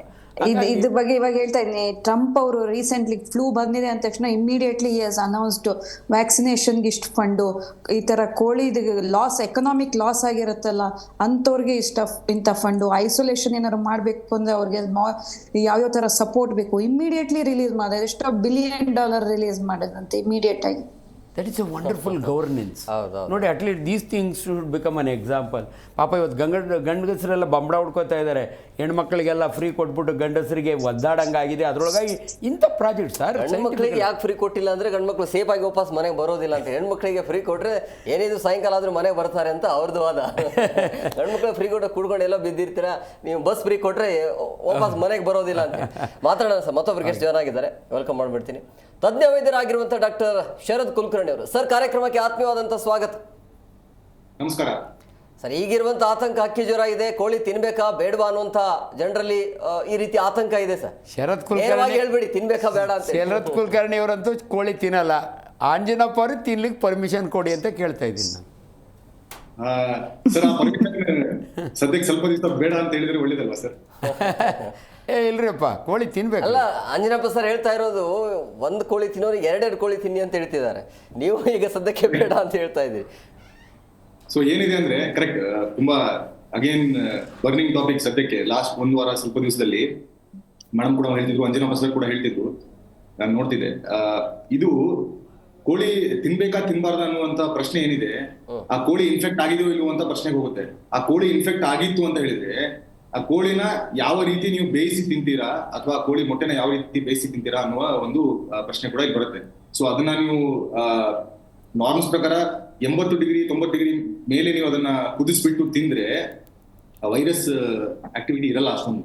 ಪ್ಲಸ್ ಇದು ಸ್ಪ್ರೆಡ್ ಆಗೋದು ಉಸಿರಾಟದಿಂದ, ಅಂದ್ರೆ ಒಂದು ಡ್ರಾಪ್ಲೆಟ್ ಇಂದ ಅಥವಾ ಕಣ್ಣಲ್ಲಿ ವೈರಸ್ ಹೋಯ್ತು ಅಂತ ಹೇಳಿದ್ರೆ ಅಥವಾ ಮೂಗಲ್ ಹೋಯ್ತು ಅಂತ ಹೇಳಿದ್ರೆ ಅವಾಗ ಸ್ಪ್ರೆಡ್ ಆಗುವಂತ ಒಂದು ವೈರಸ್ ಇದು. ಸೊ ತಿನ್ನೋದು ಬೇಡವೋ ಅಂತ ಹೇಳೋದಕ್ಕೆ ಆ ಕೋಳಿ ಯಾವ ರೀತಿ ಅಥವಾ ಕೋಳಿ ಮಾಂಸನ ಯಾವ ರೀತಿ ಪ್ರೊಕ್ಯೂರ್ ಮಾಡಿದ್ರು ಅಂತ ನಾವು ನೋಡ್ಬೇಕಾಗುತ್ತೆ. ಸರ್ ಹೇಳಿರುವಂಗೆ ಎಲ್ಲಿ ಒಂದು ತಿನ್ನೋರಲ್ಲಿ 2 ತಿನ್ನಿ ಅಂತ ಎಲ್ಲಿ ಹೇಳ್ತಿದ್ದಾರೆ ಅಂತ ಹೇಳಿದ್ರೆ ಎಲ್ಲಿ ಸೇಫ್ ಆಗಿದೆ, ಎಲ್ಲ ನಾರ್ಮ್ಸ್ ಫಾಲೋ ಮಾಡ್ತಿದ್ದಾರೆ, ಅಲ್ಲಿ ಐ ಥಿಂಕ್ ಯಾರು ಸೇವನೆ ಮಾಡ್ತಾ ಇದ್ದಾರೆ ಅವ್ರಿಗೆ ಸಮಸ್ಯೆ ಇಲ್ಲ ಅಂತ ನಾನು ಅನ್ಕೊಂಡಿದ್ದೀನಿ. ತುಂಬಾ ಹೆದರ್ಕೊಳ್ಬೇಕಾಗಿಲ್ಲ ಅಂತ ಅನ್ಕೊಂಡಿದ್ದೇನೆ. ಆದ್ರೆ ಎಲ್ಲಿ ನಾರ್ಮ್ಸ್ ಫಾಲೋ ಆಗ್ತಿಲ್ಲ, ಎಲ್ಲಿ ಒಂದು ಗೊತ್ತಿಲ್ಲದೆ ಇರುವಂತಹ ಕಾರಣಗಳಿಂದ ಹಲವಾರು ಕೋಳಿಗಳ ಒಂದು ಸಾವಾಗ್ತಿದೆ ಅಥವಾ ಬೇರೆ ಬೇರೆ ರೀತಿಯ ಒಂದು ಅದಕ್ಕೆ ಕಾಯಿಲೆ ಇದೆ ಅಥವಾ ಅದಕ್ಕೆ ಏನೋ ತೊಂದರೆ ಇದೆ, ಅದರ ಮೇಲೆ ಅವರು ಗಮನ ಹರಿಸ್ದೇನೆ ಅದನ್ನ ಅವರು ಸೂಕ್ತವಾದ ಇಲಾಖೆಗೆ ಅದನ್ನ ಅವರು ಹೇಳ್ದೇನೆ ಅದನ್ನ ಅವ್ರು ಮಾರ್ಲಿಕ್ಕೆ ಶುರು ಮಾಡಿದ್ದಾರೆ ಅಂತ ಹೇಳಿದ್ರೆ ಅವಾಗ ಮಾರಿರೋರು ಏನಿರ್ತಾರೆ ಅವರು ಕೂಡ ಆ ಕೋಳಿನ ಹ್ಯಾಂಡಲ್ ಮಾಡಿರ್ತಾರೆ. ಅವರು ನಾಳೆ ಅದರಿಂದ ಕಣ್ಣು ಮುಚ್ಕೊಳ್ಳೋದಾಗ್ಲಿ ಅಥವಾ ಅವ್ರಿಗೆ ಬಂದ್ಬಿಟ್ಟು ಅವ್ರು ಸೀನೋದಾಗ್ಲಿ ಹಂಗ್ ಮಾಡಿದ್ರು ಅಂತ ಹೇಳಿದ್ರೆ ಈ ರೀತಿ ಬರ್ಡ್ ಫ್ಲೂ ಸ್ಪ್ರೆಡ್ ಆಗುವಂತದ್ದು ತುಂಬಾ ಸರ್ವೇ ಸಾಮಾನ್ಯ. ಅದನ್ನ ಆಗ್ಬಾರ್ದು ಅಂತ ಹೇಳಿದ್ರೆ ಅವರು ಕೂಡ ಜಾಗರೂಕರಾಗಿರ್ಬೇಕು. ಏನು ಹ್ಯಾಂಡ್ ಹೈಜೀನ್ ಅಂತ ಹೇಳ್ತೇವೆ, ಹ್ಯಾಂಡ್ ವಾಶ್ ಮಾಡೋದಾಗ್ಲಿ ಅಥವಾ ಅವರು ತುಂಬಾ ಹೈಜಿನಿಕ್ ಆಗಿ ಪ್ರಾಕ್ಟೀಸ್ ಗಳನ್ನ ಮಾಡಿ ಎಲ್ಲೆಲ್ಲಿ ಈ ಕೋಳಿಗಳು ಒಂದು ವಿನಾಕಾರಣ ಮೃತ್ಯುವಿಗೆ ಒಳಗಾಗ್ತಿದೆ ಅಥವಾ ಗೊತ್ತಿಲ್ಲದೆ ಇರುವಂತಹ ಒಂದು ಗೂಢವಾದ ಮೃತ್ಯು ಏನಾದ್ರು ಇದೆ ಕೋಳಿದು ಅಂತ ಹೇಳಿದ್ರೆ ಅಂತಹ ಕೋಳಿಯನ್ನ ಅವರು ಸರ್ಕ್ಯುಲೇಷನ್ ಅಲ್ಲಿ ಬಿಡಬಾರ್ದು. ಅಗೇನ್ ಇದು subject to so many things, ತುಂಬಾ ಥಿಂಗ್ಸ್ ಬರುತ್ತೆ ಇಲ್ಲಿ ಮಿಡ್ಲ್ ಅಲ್ಲಿ, ಇಲ್ಲ ಅಂತಲ್ಲ. ಆ ರೀತಿ ಅವ್ರು ಬಿಡ್ಲಿಲ್ಲ ಅಂತ ಹೇಳಿದ್ರೆ ಖಂಡಿತವಾಗ್ಲೂ ಸೇವನೆ ಮಾಡೋದಕ್ಕೆ ಯೋಗ್ಯ ಅಂತ ನನಗೆ ಅನ್ಸುತ್ತೆ. ಎಸ್ ಸರ್, ಹಾಗೆ ಸಂಪರ್ಕದಲ್ಲಿರಿ. ದಿವ್ಯಾ ಮೇಡಮ್ ಅವರೇ, ನೀವು ಕೂಡ ಹಾಗೆ ಸಂಪರ್ಕದಲ್ಲಿರಿ. ಬ್ರೇಕ್ನ ಸಮಯ ಆಗಿದೆ, ಬ್ರೇಕ್ ತೊಗೊಂಡು ಬಂದ್ಬಿಡ್ತೀನಿ. ಬ್ರೇಕ್ ಆದ ಬಳಿಕ ಈ ಹಕ್ಕಿ ಜ್ವರದಿಂದ ಆಗುವಂಥ ಪರಿಣಾಮಗಳೇನು, ಏನಾದರೂ ಆತಂಕ ಇದೆಯಾ ಅಥವಾ ಹೇಗೆ ಯಾವ ರೀತಿಯಾಗಿ ಮುಂಜಾಗ್ರತಾ ಕ್ರಮವನ್ನು ತೆಗೆದುಕೊಳ್ಬೇಕು ಅದ್ರ ಬಗ್ಗೆ ಚರ್ಚೆ ಮಾಡ್ತೀವಿ. ದಿವ್ಯಾ ಮೇಡಮ್ ಅವರು, ಈಗ ಪ್ರಮುಖವಾಗಿ ಬೇಸಿಗೆ ಜಾಸ್ತಿ ಇರೋದ್ರಿಂದಾಗಿ ಬೆವರು ಕೂಡ ಜಾಸ್ತಿ ಇರುತ್ತೆ. ಇಂಥ ಸಮಯದಲ್ಲಿ ಎಂಥ ಬಟ್ಟೆಗಳನ್ನು ಹಾಕ್ಕೊಳ್ಬೇಕು ಅಂತೇಳಿ, ಅದರಿಂದಲೂ ಕೂಡ ಕೆಲವೊಂದಿಷ್ಟು ಕಾಯಿಲೆಗಳು ಬರುವಂಥ ಸಾಧ್ಯತೆ ಇರುತ್ತೆ.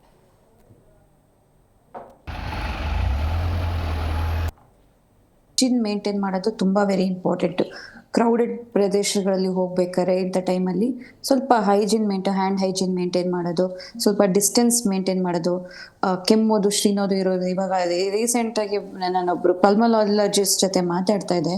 ಪ್ರಯಾಗ್ರಾಜ್ ಈವೆಂಟ್ ಆದಾಗಿಂದ ಅವ್ರ ಪಲ್ಮನಾಲಜಿ ಡಿಪಾರ್ಟ್ಮೆಂಟು ತುಂಬೋಗಿದೆ ಅಂತ. ಎಲ್ಲ ತುಂಬಾ ಜನ ಟ್ರಾವೆಲ್ ಮಾಡಿ ಇನ್ಫೆಕ್ಷನ್ಸ್ಗಳನ್ನ ತಗೊಂಡ್ಬಂದು ಎಲ್ಲ ತುಂಬಾ ಜನಕ್ಕೆ lung related infection, respiratory related infections ತುಂಬಾ ಜಾಸ್ತಿ ಆಗಿದೆ ಅಂತ ಹೇಳ್ತಾ ಇದ್ವಿ. ಸೊ ಇಂಥ ಬೇಸಿಗೆ ಟೈಮಲ್ಲಿ ಆದಷ್ಟು ಏನಿದ್ರು ಒಳ್ಳೆ ಮನೆಯಲ್ಲಿ ಕುಕ್ ಮಾಡಿದಂಥ ಒಳ್ಳೆ ಆಹಾರ ಸೇವಿಸ್ಬೇಕು, ಮತ್ತೆ ಕ್ರೌಡೆಡ್ ಪ್ರದೇಶದಲ್ಲಿ ಮಾಸ್ಕ್ ಧರಿಸ್ಬೇಕು ಅಂತ ಹೇಳಕ್ಕೆ ಇಷ್ಟಪಡ್ತೀನಿ. ಹೆಲ್ತ್ ಸ್ವಲ್ಪ ಇಮ್ಯುನಿಟಿ ಬೂಸ್ಟ್ ಆಗುವಂಥ ಆಹಾರಗಳನ್ನ ತಗೋಬೇಕು. ಬೆಳಗಿನ ಬಿಸಿಲಿಗೆ ಎಕ್ಸ್ಪೋಸ್ ಆಗಿ ಒಂದು 8 o'clock 7:30 ಅಲ್ಲಿ ವಿಟಮಿನ್ ಡಿ ಇರುತ್ತೆ, ಅದರಿಂದ ಇಮ್ಯುನಿಟಿ ಇಂಪ್ರೂವ್ ಆಗುತ್ತೆ. ಸೊ ಈ ತರ ಒಂದು ಪ್ರಿಕಾಷನ್ಸ್, ಈ ತರ ಒಂದು ಕೇರ್ ತಗೋಬೇಕು ಅಂತ ಹೇಳಿದ್ರೆ, ಹೈಡ್ರೇಷನ್ ಜಾಸ್ತಿ, ಸದಾಕಾಲ ಜಾಸ್ತಿ ದಿನಕ್ಕೆ ಒಂದು 3 ಲೀಟ್ರಿಂದ 4 ಲೀಟರ್ವರೆಗೂ ನೀರು ತಗೊಳ್ಳಿ, ಒಳ್ಳೆ ಕಾಯಿಸಿ ಆರಿಸಿದಂಥ ನೀರು ತಗೊಳ್ಳಿ. ಇದರಿಂದ ಹೆಲ್ತ್ ಚೆನ್ನಾಗಿರುತ್ತೆ ಅಂತ ಹೇಳಕ್ಕೆ ಇಷ್ಟಪಡ್ತೀನಿ. ನಂತರ ಕೋಟ್ ಅಂತೂ ಹಾಕೋಬಾರ್ದು ಬೇಸಿಗೆ ಒಳಗೆ. ಇದು very very important. Dress code in summer sir, ತೆಳ್ಳಗಿರೋ ಕಾಟನ್ ಬಟ್ಟೆ. ಆಮೇಲೆ ಇನ್ನೊಂದು ಸರ್, ಸ್ವೆಟ್ಟಿಂಗ್ ಜಾಸ್ತಿ ಆಗೋವಾಗ ನಮ್ಮ ಜನ ಏನು ಮಾಡ್ತಾರೆ, ಇಂಡಿಯನ್ ಸ್ವೆಟ್ ಕತ್ತಾಡಿ ವಾಸನೆ ಅಂತಾರೆ. It will have smell. In fact ನಾವೆಲ್ಲ ಅಮೆರಿಕ ಯುರೋಪ್ಗೆ ಹೋದರೆ ಫ್ರೆಂಡ್ಸ್ ಫಸ್ಟ್ ಮಾಡೋದು ಎಲ್ಲ ಕಡೆ ಪರ್ಫ್ಯೂಮ್ ಹಾಕ್ತಾರೆ. Europeans they don't like your sweat smell ಅಂತ. ಬಟ್ ನಮ್ಮ ಜನಕ್ಕೆ ಹೇಳ್ತೀನಿ ನಾನು, ದಯವಿಟ್ಟು ಕಂಕ್ಳಿಗೆ ಇಲ್ಲೆಲ್ಲ ಪೌಡ್ರ್ ಹಾಕ್ಕೋಬೇಡಿ. ಸ್ವೆಟ್ ಗ್ಲ್ಯಾಂಡ್ಸ್ ಓಪನ್ ಇರಬೇಕು, ಸ್ವೆಟ್ ಆಗಬೇಕು. ನೀವು ಬೇಕಾದ್ರೆ ದಿನಕ್ಕೆ 2 ಸಾರಿ ಸ್ನಾನ ಮಾಡ್ಕೊಳ್ಳಿ, ತಣ್ಣೀರು ಸ್ನಾನ, ಖುಷಿ ಅನಿಸುತ್ತೆ ನಿಮಗೆ. ಅದರೊಳಗಾಗಿ ಮಕ್ಕಳಿಗೆ ದಯವಿಟ್ಟು 2 ಸಾರಿ ಸ್ನಾನ ಮಾಡಿಸಿ ತಣ್ಣೀರಿನಲ್ಲಿ. ಅದರೊಳಗಾಗಿ ಇದನ್ನೆಲ್ಲ ಇನ್ನೂ ಚೆನ್ನಾಗಿ ನಮ್ಮ ಕುಲಕರ್ಣಿಯವರು ಹೇಳ್ತಾರೆ, ಆಯುರ್ವೇದದೊಳಗೆ ಎಷ್ಟೊಂದು ಅದು ಇಂಪಾರ್ಟೆನ್ಸ್ ಕೊಡ್ತೀವಿ ಅಂತ ಅವ್ರು ಹೇಳ್ತಾರೆ, ಕೇಳ್ಕೊಳ್ಳೋಣ. ಬಟ್ ಇಷ್ಟಂತೂ ನಿಜ. ಬಟ್ ನಾನು ಎಂಥ ಸಂಬಾರ ಇರಲಿ ಕೋಟ್ ಹಾಕ್ಕೋತೀನಿ. ಬಟ್ ಅದನ್ನು ನಾನು ಐ ಡೋಂಟ್ ಅಡ್ವೈಸ್. ನಾನು ಹೇಳ್ದಂಗೆ ಕೇಳಿ, ನಾನು ಮಾಡ್ದಂಗೆ ಮಾಡಬೇಡಿ. ಕುಲಕರ್ಣಿ ಸರ್, ಹೇಗೆ ಸಮ್ಮರಲ್ಲಿ ಒಂದು ಆರೋಗ್ಯಕರವಾದ ಜೀವನವನ್ನು ಕಾಪಾಡ್ಕೊಳ್ಳೋದು ಹೇಗೆ ಅಂತ? ಸರ್ ಹೇಳ್ತಿದ್ರು, ನಾನು ಕಂಟಿನ್ಯೂಷನ್ ಮಾಡ್ತೇನೆ ಅಷ್ಟೇ. ಸೊ ಕರೆಕ್ಟ್ ಆಗಿದೆ ಆಕ್ಚುಲಿ ಸರ್ ಕನ್ಸೆಪ್ಟ್. ಪೌಡರ್ ಹಾಕಿ ಸ್ವೆಟ್ ಗ್ಲ್ಯಾಂಡ್ಸ್ ಬ್ಲಾಕ್ ಆಯ್ತು ಅಂತ ಹೇಳಿದ್ರೆ ಅದಕ್ಕೆ ಔಟ್ಲೆಟ್ ಇರಲ್ಲ. ಈ ಡಕ್ಟ್ ಎಲ್ಲ ಬ್ಲಾಕ್ ಆಯ್ತು ಅಂತ ಹೇಳಿದ್ರೆ ತಿರ್ಗಾ ಈ ಏನು ರ್ಯಾಶಸ್ ಇರ್ಬೋದು ಅಥವಾ ಪಿಂಪಲ್ಸ್ ಆಗೋದೆಲ್ಲ ಜಾಸ್ತಿ ಆಗುವಂತ ಸಾಧ್ಯತೆಗಳಿದೆ. ಅದಕ್ಕೆ ಪೌಡರ್ಗಳನ್ನೆಲ್ಲ ಜಾಸ್ತಿ ಯೂಸ್ ಮಾಡ್ಲಿಕ್ಕೆ ಹೋಗ್ಬಾರ್ದು. ಪ್ಲಸ್ ಹೈಜೀನ್ ಮೇಡಮ್ ಹೇಳ್ತಿದ್ರು, ಸರ್ ಹೇಳ್ತಿದ್ರು, ಬೆಳಿಗ್ಗೆ ಒಂದ್ಸರಿ ಅಥವಾ ಸಂಜೆ ಒಂದ್ಸರಿ ಅವರು ನಿಯಮಿತವಾಗಿ ಸ್ನಾನವನ್ನ ಮಾಡ್ತಿದ್ರೆ ತುಂಬಾ ಒಳ್ಳೇದು. ಅಂಡ್ ಬಟ್ಟೆ ಧರಿಸುವ ಒಂದು ಇದು ಬಂದಾಗ, ಏನು ಮ್ಯಾಟರ್ ಬಂದಾಗ, ತುಂಬಾ ತೆಳ್ಳಗಿರುವ ಒಂದು ಬಟ್ಟೆ ಧರಿಸ್ಬೇಕು. ಆದಷ್ಟು ಫುಲ್ ಕವರ್ ಆದ್ರೆ ಒಳ್ಳೇದು. ಇವಾಗ ಹೆಂಗಿದೆ ಅಂದ್ರೆ ಬೇಸಿಗೆಯಲ್ಲಿ 2 ಥಿಂಗ್ಸ್ ಇದೆ. ಆ ಕಡೆ ಡೆಂಗ್ಯೂನು ಸ್ಪ್ರೆಡ್ ಆಗ್ತಾ ಇರುತ್ತೆ. ಅದಕ್ಕೆ ಅಂಜನಪ್ಪ ಸರ್ ಲಾಸ್ಟ್ ಟೈಮ್ ನಾವು ಡಿಸ್ಕಷನ್ ಮಾಡಿದ್ದೇವೆ. ಅದು ಹಿಂದೆಯಿಂದ ಬಂದ್ಬಿಟ್ಟು ಎಲ್ಬೋ ಸೈಡು ಅಥವಾ ಈ ಕಡೆ ಅಥವಾ ಕಾಲಿನಲ್ಲಿ ಹಿಂಬದಿಯಲ್ಲಿ ಮೀನ್ಖಂಡದಲ್ಲಿ ಕಚ್ಚುವಂತಹ ಸಾಧ್ಯತೆಗಳು ತುಂಬಾ ಜಾಸ್ತಿ ಇರೋದ್ರಿಂದ ಫುಲ್ ಬಟ್ಟೆ ಇರಲೇಬೇಕು. ಆದ್ರೆ ಅದು ಸ್ವಲ್ಪ ತೆಳ್ಳಗಿದ್ರೆ ಒಳ್ಳೇದು. ಇಲ್ಲ ಅಂದ್ರೆ ತುಂಬಾ ಸ್ವೆಟಿಂಗ್ ಆಗ್ಬಿಟ್ಟು ಅದರಿಂದ ಹಲವಾರು ಡಿಸೀಸ್ಗಳು ಬರುವ ಅಥವಾ ರೋಗಗಳು ಬರುವಂತ ಸಾಧ್ಯತೆಗಳು ತುಂಬಾ ಜಾಸ್ತಿ ಇರುತ್ತೆ. ಅದೇ ರೀತಿ ಮಕ್ಕಳಲ್ಲಿ ಯಾಕೆ ಸ್ಪೆಸಿಫಿಕ್ ಆಗಿ ನಾವು ಹೈಜೀನ್ ಮೇಂಟೈನ್ ಮಾಡಬೇಕು ಅಥವಾ ಸರ್ ಹೇಳಿರುವಂಗೆ 2 ಸರಿ ಸ್ನಾನ ಅಥವಾ ತುಂಬಾ ಆದಷ್ಟು ಹ್ಯಾಂಡ್ ಹೈಜೀನ್ ಎಲ್ಲ ಫಾಲೋ ಮಾಡಿಸ್ತಿರ್ಬೇಕು ಅಂತ ಹೇಳಿದ್ರೆ ಹೇಳ್ತಾರೆ ತುಂಬಾ ಜನ, ಸರ್ ಮುಂಚೆ ನಾನೇನು ಕೈನೇ ತೊಳಿತಿರ್ಲಿಲ್ಲ, ಹಂಗೆ ಊಟ ಮಾಡ್ತಿದ್ದೆ ಅಂತ. ಇನ್ಫೆಕ್ಷನ್ ಲೆವೆಲ್ಸ್ ಎಲ್ಲ ತುಂಬಾ ಜಾಸ್ತಿ ಆಗ್ತಿದೆ. ಅದೇ ರೀತಿ ಎಲ್ಲೋ ಜನರ ಇಮ್ಯುನಿಟಿ ಕೂಡ ಕಡಿಮೆ ಆಗ್ಲಿಕ್ಕೆ ಶುರು ಆಯ್ತು ಅಂತ ಹೇಳಿದ್ರೆ ಬೇಗ ಬೇಗ ಸ್ಪ್ರೆಡ್ ಆಗ್ಬಿಟ್ಟು ಅದು ಬೇಗ ಬೇಗನೆ ಲಕ್ಷಣಗಳು ಕಾಣಿಸ್ಕೊಳ್ಳಿಕ್ಕೆ ಶುರು ಆಗುತ್ತೆ. ಮಕ್ಳು ಏನ್ ಮಾಡ್ತಾರೆ ಅಂತ ಹೇಳಿದ್ರೆ ಆಟ ಆಡ್ತಿರ್ತಾರೆ ಎಲ್ಲೋ ಬೇರೆ ಕಡೆ. ಇವಾಗ ಬರ್ಡ್ ಫ್ಲೂಗೆ ನಾವು ಎಕ್ಸಾಂಪಲ್ ತಗೊಂಡ್ರೆ, ಯಾವ್ದೋ ಹಕ್ಕಿಗೆ ಆಲ್ರೆಡಿ ವೈರಸ್ ಅಟ್ಯಾಕ್ ಆಗಿರುತ್ತೆ. ಯಾವ್ದು, ನಾನು ಕೋಳಿ ಬಗ್ಗೆ ಹೇಳ್ತಿಲ್ಲ, ಬೇರೆ ಯಾವ್ದೋ ಹಕ್ಕಿಗೆ ಅದು ಬಂದ್ಬಿಟ್ಟು ಯಾವ್ದೋ ಒಂದು ಮೂಲೆಯಲ್ಲಿ ಕುತ್ಕೊಂಡಿರುತ್ತೆ ಅಥವಾ ಯಾವ್ದೋ ಒಂದು ಗ್ರೌಂಡಿನ ಮೇಲೆ ಕುತ್ಕೊಂಡಿರುತ್ತೆ, ಕಟ್ಟೆ ಮೇಲೆ ಕುತ್ಕೊಂಡಿರುತ್ತೆ. ಅಲ್ಲಿ ಮಕ್ಕಳು ಹೋಗ್ಬಿಟ್ಟು ಚಾಕ್ಲೇಟ್ ಇಟ್ಬಿಟ್ಟು ತಿನ್ಬಹುದು ಅದನ್ನ, ಅಥವಾ ಅಲ್ಲಿ ಅದನ್ನ ಟಚ್ ಮಾಡಿಬಿಟ್ಟು ಅವರು ಕಣ್ಣು ಉಜ್ಕೋಬಹುದು, ಮೂಗನ್ನ ಉಜ್ಕೋಬಹುದು, ಅಥವಾ ಏನಾದ್ರು ತಿನ್ಬಹುದು ಅಲ್ಲಿ. ಸೊ ಈ ರೀತಿ ನಮ್ಗೆ ಗೊತ್ತಾಗದೇ ಇರುವಂಗೆ ಸ್ಪ್ರೆಡ್ ಆಗೋದು ತುಂಬಾ ಸರ್ವೇ ಸಾಮಾನ್ಯ. ಹೇಗೆ ಕೋವಿಡ್ ನಲ್ಲಿ ಸ್ವಲ್ಪ ದಿವಸ ಎಲ್ಲಿಂದ ಬಂತು ಸೋರ್ಸ್ ಅಂತ ಪತ್ತೆ ಹಚ್ಚಿ ಹಚ್ಚಿ ಹಚ್ಚಿ ಆಮೇಲೆ ಸೋರ್ಸ್ಗಳು ಎಷ್ಟೊಂದು ಜಾಸ್ತಿ ಆಯ್ತು ಅಂತ ಹೇಳಿದ್ರೆ ಎಲ್ಲಿಂದ ಬರ್ತಾ ಇದೆ ಅಂತ ಗೊತ್ತಾಗ್ಲಿಲ್ಲ. ಹಂಗೆ ತುಂಬಾ ನಾವು ಜಾಸ್ತಿ ಆಗ್ಲಿಕ್ಕೆ ಬಿಟ್ವಿ ಅಂತ ಹೇಳಿದ್ರೆ ಗೊತ್ತಾಗಲ್ಲ ಎಲ್ಲಿಂದ ಬರ್ತಾ ಇದೆ, ಹೇಗೆ ಬರ್ತಾ ಇದೆ ಅಂತ. ಸೊ ಹೈಜಿನಿಕ್ ಇದು ತುಂಬಾ ಇಂಪಾರ್ಟೆಂಟ್. ಅದ್ರ ಜೊತೆ ಬಟ್ಟೆ ಉಡುಪುಗಳೇನಿದೆ ತುಂಬಾ ತೆಳ್ಳಗಿರ್ಬೇಕು. ಆದಷ್ಟು ಕಂಪ್ಲೀಟ್ ದೇಹವನ್ನ ಕವರ್ ಮಾಡುವಂಗೆ ಇದ್ರೆ ಒಳ್ಳೇದು. ಅಗೇನ್ ಯಾಕೆಂದ್ರೆ ನಾನು ಹೇಳ್ತಿದ್ದೆ ಡೆಂಗಿ ಕೂಡ ಸ್ಪ್ರೆಡ್ ಆಗುವಂತ ಸಾಧ್ಯತೆಗಳಿರುತ್ತೆ ಸೊಳ್ಳೆ ಕಚ್ಚು ಅಂತ ಹೇಳಿದ್ರೆ. ಅದೇ ರೀತಿ ಕಲರ್ ಕೂಡ ತುಂಬಾ ಲೈಟ್ ಕಲರ್ಸ್ ಗಳನ್ನ ಧರಿಸಬೇಕು. ತುಂಬಾ ಬ್ರೈಟ್ ಆಗಿರೋ ಕಲರ್ಸ್ ಗಳನ್ನ, ಎಲ್ಲಿ ರೇಡಿಯೇಷನ್ ತುಂಬಾ ಅಬ್ಸಾರ್ವ್ ಆಗುತ್ತೆ ಅಂತ ಕಲರ್ಸ್ ಗಳನ್ನ ನಾವು ಧರಿಸಬಾರ್ದು. ಲೈಟ್ ಕಲರ್ಸ್, ತುಂಬಾ ಲೈಟ್ ಗ್ರೇ, ಗ್ರೀನ್ ಅಥವಾ ಒಂದು ವೈಟ್ ಕಲರ್ ಗಳನ್ನ ಅವ್ರು ಧರಿಸ್ತಾ ಇದ್ರೆ ತುಂಬಾ ಒಳ್ಳೇದು. ಲಿನೆನ್ ಬಟ್ಟೆಗಳನ್ನ ಅವ್ರು ಧರಿಸ್ತಾ ಇದ್ರೆ ಇನ್ನೂ ಕೂಡ ಉತ್ತಮ. ಇದರಿಂದ ಅವರಿಗೆ ತುಂಬಾ ಸೆಕೆ ಕೂಡ ಆಗಲ್ಲ. ಕಾಟನ್ ಆಲ್ಸೋ ಚೆನ್ನಾಗಿರುತ್ತೆ. ಕಾಟನ್ ಇಲ್ಲಾಂದ್ರೆ ಲಿನೆನ್ ಎರಡೂ ಕೂಡ ತುಂಬಾ ಒಳ್ಳೆಯ ಒಂದು ಕಾಂಬಿನೇಷನ್ ಅಂತ ನನಗನ್ಸುತ್ತೆ ಬೇಸಿಗೆಯಲ್ಲಿ. ಎಸ್ ಎಸ್ ದಿವ್ಯಾ ಮೇಡಮ್, ಈಗ ಈ ಹಕ್ಕಿ ಜ್ವರದಿಂದ ಎಂಥವ್ರ ಮೇಲೆ ಜಾಸ್ತಿ ಪರಿಣಾಮ ಬೀರುತ್ತೆ ಅಂತಂದ್ರೆ, ಮಕ್ಕಳಿಗೆ ಏನಾದರೂ ಜಾಸ್ತಿ ಸಮಸ್ಯೆ ಆಗುತ್ತಾ ಅಥವಾ ವೃದ್ಧರಿಗೆ ಏನಾದರೂ ಸಮಸ್ಯೆ ಆಗುತ್ತೆ? ಎಂಥವರಿಗೆ ಇದು ಜಾಸ್ತಿ ಸಮಸ್ಯೆ ಆಗಬಹುದು ಅಂತ? ಈ ಹಕ್ಕಿ ಜ್ವರದಿಂದ ಹ್ಯೂಮನ್ ಟ್ರಾನ್ಸ್ಫರ್ ಜುನಾಟಿಕ್ ಅಂತೀವಿ. ಜುನಾಟಿಕ್ ಅಂದ್ರೆ ಪ್ರಾಣಿಗಳಿಂದ ಹ್ಯೂಮನ್ಗೂ ಟ್ರಾನ್ಸ್ಫರ್ ಆಗೋ ಚಾನ್ಸಸ್ ಇದೆ.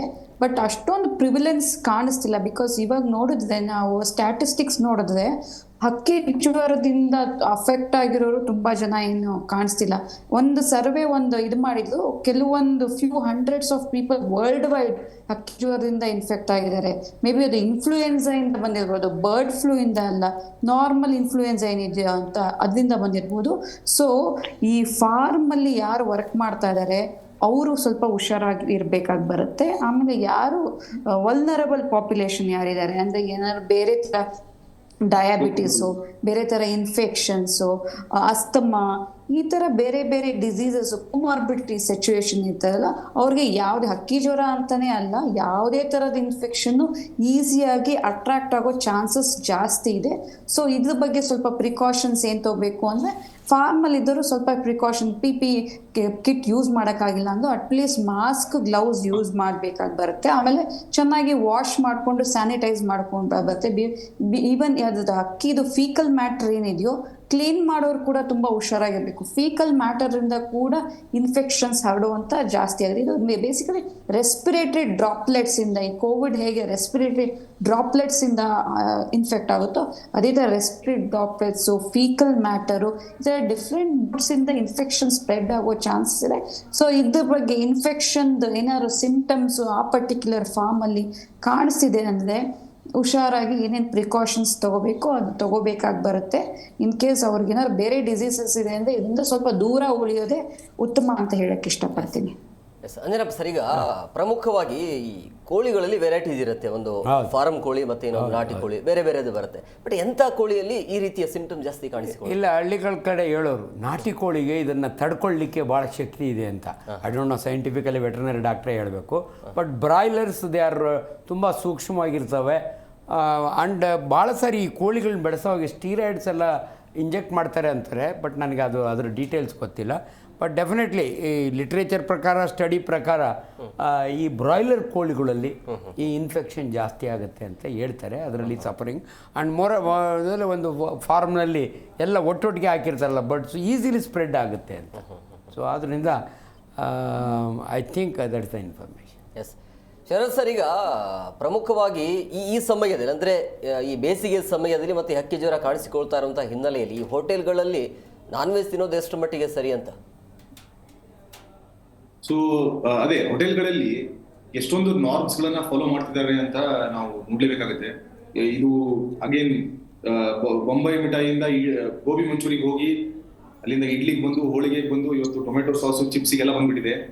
ಸೊ ಡೆಫಿನೆಟ್ಲಿ ಎಲ್ಲದರಲ್ಲೂ ರಾಸಾಯನಿಕ ಇದ್ದೇ ಇತ್ತು, ಇಲ್ಲ ಅಂತಲ್ಲ. ಹೋಟೆಲ್ಗಳಲ್ಲಿ ಯಾವ ರೀತಿ ನಾರ್ಮ್ಸ್ ಫಾಲೋ ಮಾಡ್ತಿದ್ದಾರೆ, ಯಾವ ರೀತಿ ಅವರು ತುಂಬಾ ಜನ ಆಲ್ರೆಡಿ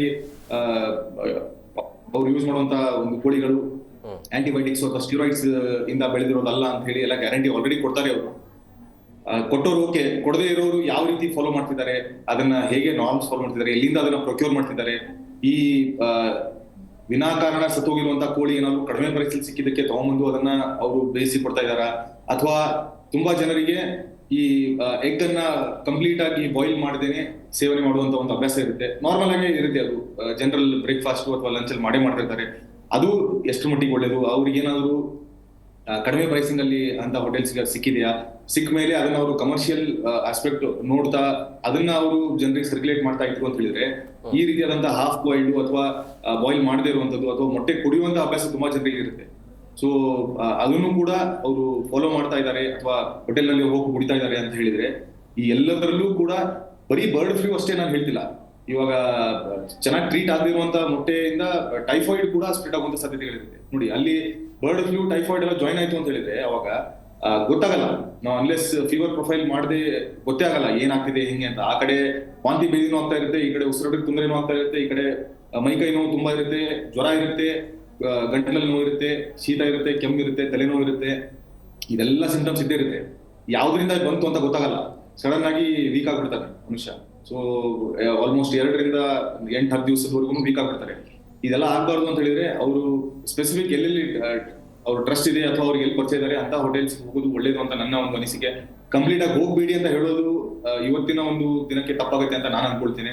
ಅವ್ರವ್ರಿಗೆ ಎಲ್ಲಿ ಟ್ರಸ್ಟ್ ಇದೆ ಅಥವಾ ಅವರು ಎಲ್ಲಿ ಭರವಸೆ ಇದೆ, ಅವರು ಮುಂಚೆನೇ ಅಲ್ಲಿ ತಿಂದಿದ್ದೇನೆ ಸರ್ ಚೆನ್ನಾಗಿದೆ ಅಂತ ಹೇಳ್ತಿರೋರು ಅಲ್ಲಿ ಅವ್ರು ಹೋಗ್ಬೋದು. ಅಥವಾ ಎಲ್ಲಿ ಆಲ್ರೆಡಿ ಟ್ರೈಡ್ ಅಂಡ್ ಟೆಸ್ಟೆಡ್ ಇರುತ್ತೆ, ನಾವು ಖಂಡಿತವಾಗ್ಲೂ ಈ ಕೋಳಿನ ಚೆನ್ನಾಗಿರೋ ಪ್ಲೇಸ್ ಇಂದ ಪ್ರೊಕ್ಯೂರ್ ಮಾಡಿ ಅದನ್ನ ಸ್ಟಿರಾಯ್ಡ್ಸ್ ಕೊಟ್ಟಿರಲಿಲ್ಲ ಅದಕ್ಕೆ, ಅಥವಾ ಅರ್ಲಿ ಮ್ಯಾಚುರೇಷನ್ ಗೆ ಅದಕ್ಕೆ ನಾವು ಯಾವುದೇ ರೀತಿಯ ಆಂಟಿಬಯೋಟಿಕ್ಸ್ ಸ್ಟಿರಾಯ್ಡ್ಸ್ ಟ್ರೀಟ್ ಮಾಡದೇನೆ ಯೂಸ್ ಮಾಡಿದ್ದೇವೆ ಅಂತ ಹೇಳುವ ಗ್ಯಾರಂಟಿ ಕೊಡುವಂತ ಯಾರಾದ್ರೂ ಹೋಟೆಲ್ಸ್ ಗಳಿತ್ತು ಅಂತ ಹೇಳಿದ್ರೆ ಅಂತಲ್ಲಿ ಹೋಗಿ ಅವರು ಸೇವನೆ ಮಾಡಬಹುದು. ಸೊ ಈ ರೀತಿ ಅವರು ಸ್ವಲ್ಪ ಜಾಗರೂಕರಾಗಿ ಸೇವನೆ ಮಾಡೋದು ಒಳ್ಳೇದು ಅಂತ ನನಗೆ ಅನ್ಸುತ್ತೆ. ವಿನಾಕಾರಣ ಅವ್ರೆಲ್ಲೋ ಕಡಿಮೆ ಸಿಕ್ತು, 1+1 ಸಿಕ್ತು ಅಂತ ಹೋಗಿ ಅಲ್ಲಿ ಅವ್ರು ಎಲ್ಲಿಂದ ಪ್ರೊಕ್ಯೂರ್ ಮಾಡಿದ್ದಾರೆ ಅಂತ ಗೊತ್ತಿಲ್ಲದೇನೆ ಇವರು ಇನ್ಫೆಕ್ಷನ್ಸ್ ಗಳಿಗೆ ತುತ್ತಾಗದೆ ಇರುವ ಹಾಗೆ ನೋಡ್ಕೊಳ್ಳೋದು ಒಳ್ಳೇದು. ಈ ಸಮಯದಲ್ಲಿ ಕಾಯಿಸಿದ ಹಾಲು ಕುಡಿಬೇಕು. ಇದು ಕೂಡ ಒಂದು ಇಂಪಾರ್ಟೆಂಟ್ ಇನ್ಫಾರ್ಮೇಷನ್. ಹಳ್ಳಿಗಳ ಕಡೆ ಕರೆದ ಹಾಲನ್ನು ಅನ್ಪ್ಯಾಸ್ಚರೈಸ್ಡ್ ಮಿಲ್ಕನ್ನು ಯೂಸ್ ಮಾಡ್ಬೋದು. ಆಮೇಲೆ ಈ ಪ್ಲಾಸ್ಟಿಕ್ದೊಂದು ಏನೇ ಪಾಯಿಂಟ್ ಬಂದಿದೆ ಹೇಳ್ತೀನಿ. ಇವತ್ತು ಇಡ್ಲಿಯಿಂದ ದೋಸೆಗೆ ಬಂದಿದೆ, ದೋಸೆಯಿಂದ ಎಲ್ಲದಕ್ಕೂ. ಬಟ್ ಎಲ್ಲೂ ಕೂಡ ಪ್ಲಾಸ್ಟಿಕ್ ಆಗಬಹುದು ಅಂತ ಇದೆ ಹೊರತು it is not proved beyond doubt. ಈಗ ಏನಾಗ್ಬಿಟ್ಟಿದೆ ನೋಡಿ, ಸಡನ್ನಾಗಿ ಇಂಥ ಸುದ್ದಿಗಳು ಬಂದಾಗೆ, ಉಗಾದಿ ಹಬ್ಬ ಇನ್ನು 3 ದಿನ ಇದೆ, ಯಾರ ಮನೆಗೆ ಒಬ್ಬಟ್ಟು ಮಾಡ್ತಿರಲಿಲ್ಲ, ಎಲ್ಲೋ ಅಂಗಡಿಯಿಂದ ತಂದು ಸೇಫಾಗಿ ಹೆಣ್ಮಕ್ಳು ಪಾಪ ಇಡೀ ಮನೆಗೆ ಕೊಡ್ತಾಯಿದ್ರು. ಇದೊಂದು ಸುದ್ದಿಯಿಂದ ಅದನ್ನು ಒಬ್ಬಟ್ಟು ಕೊಂಡ್ಕೋಬೇಕೋ ಬೇಡವೋ. ಆ್ಯಂಡ್ ಭಾಳ ಕಷ್ಟ ಸರ್ ಇಂಥವೆಲ್ಲ ವೈಜ್ಞಾನಿಕವಾಗಿ. Unless it is proved beyond doubt, precaution is okay. But ಸಡನ್ನಾಗಿ ಒಂದು ಉದ್ಯಮನೇ ಹಾಳು ಮಾಡಿಬಿಡ್ತೀವಲ್ಲ ನಾವು ಅನ್ನೋದು ಒಂದು ಭಯ ನನಗೆ.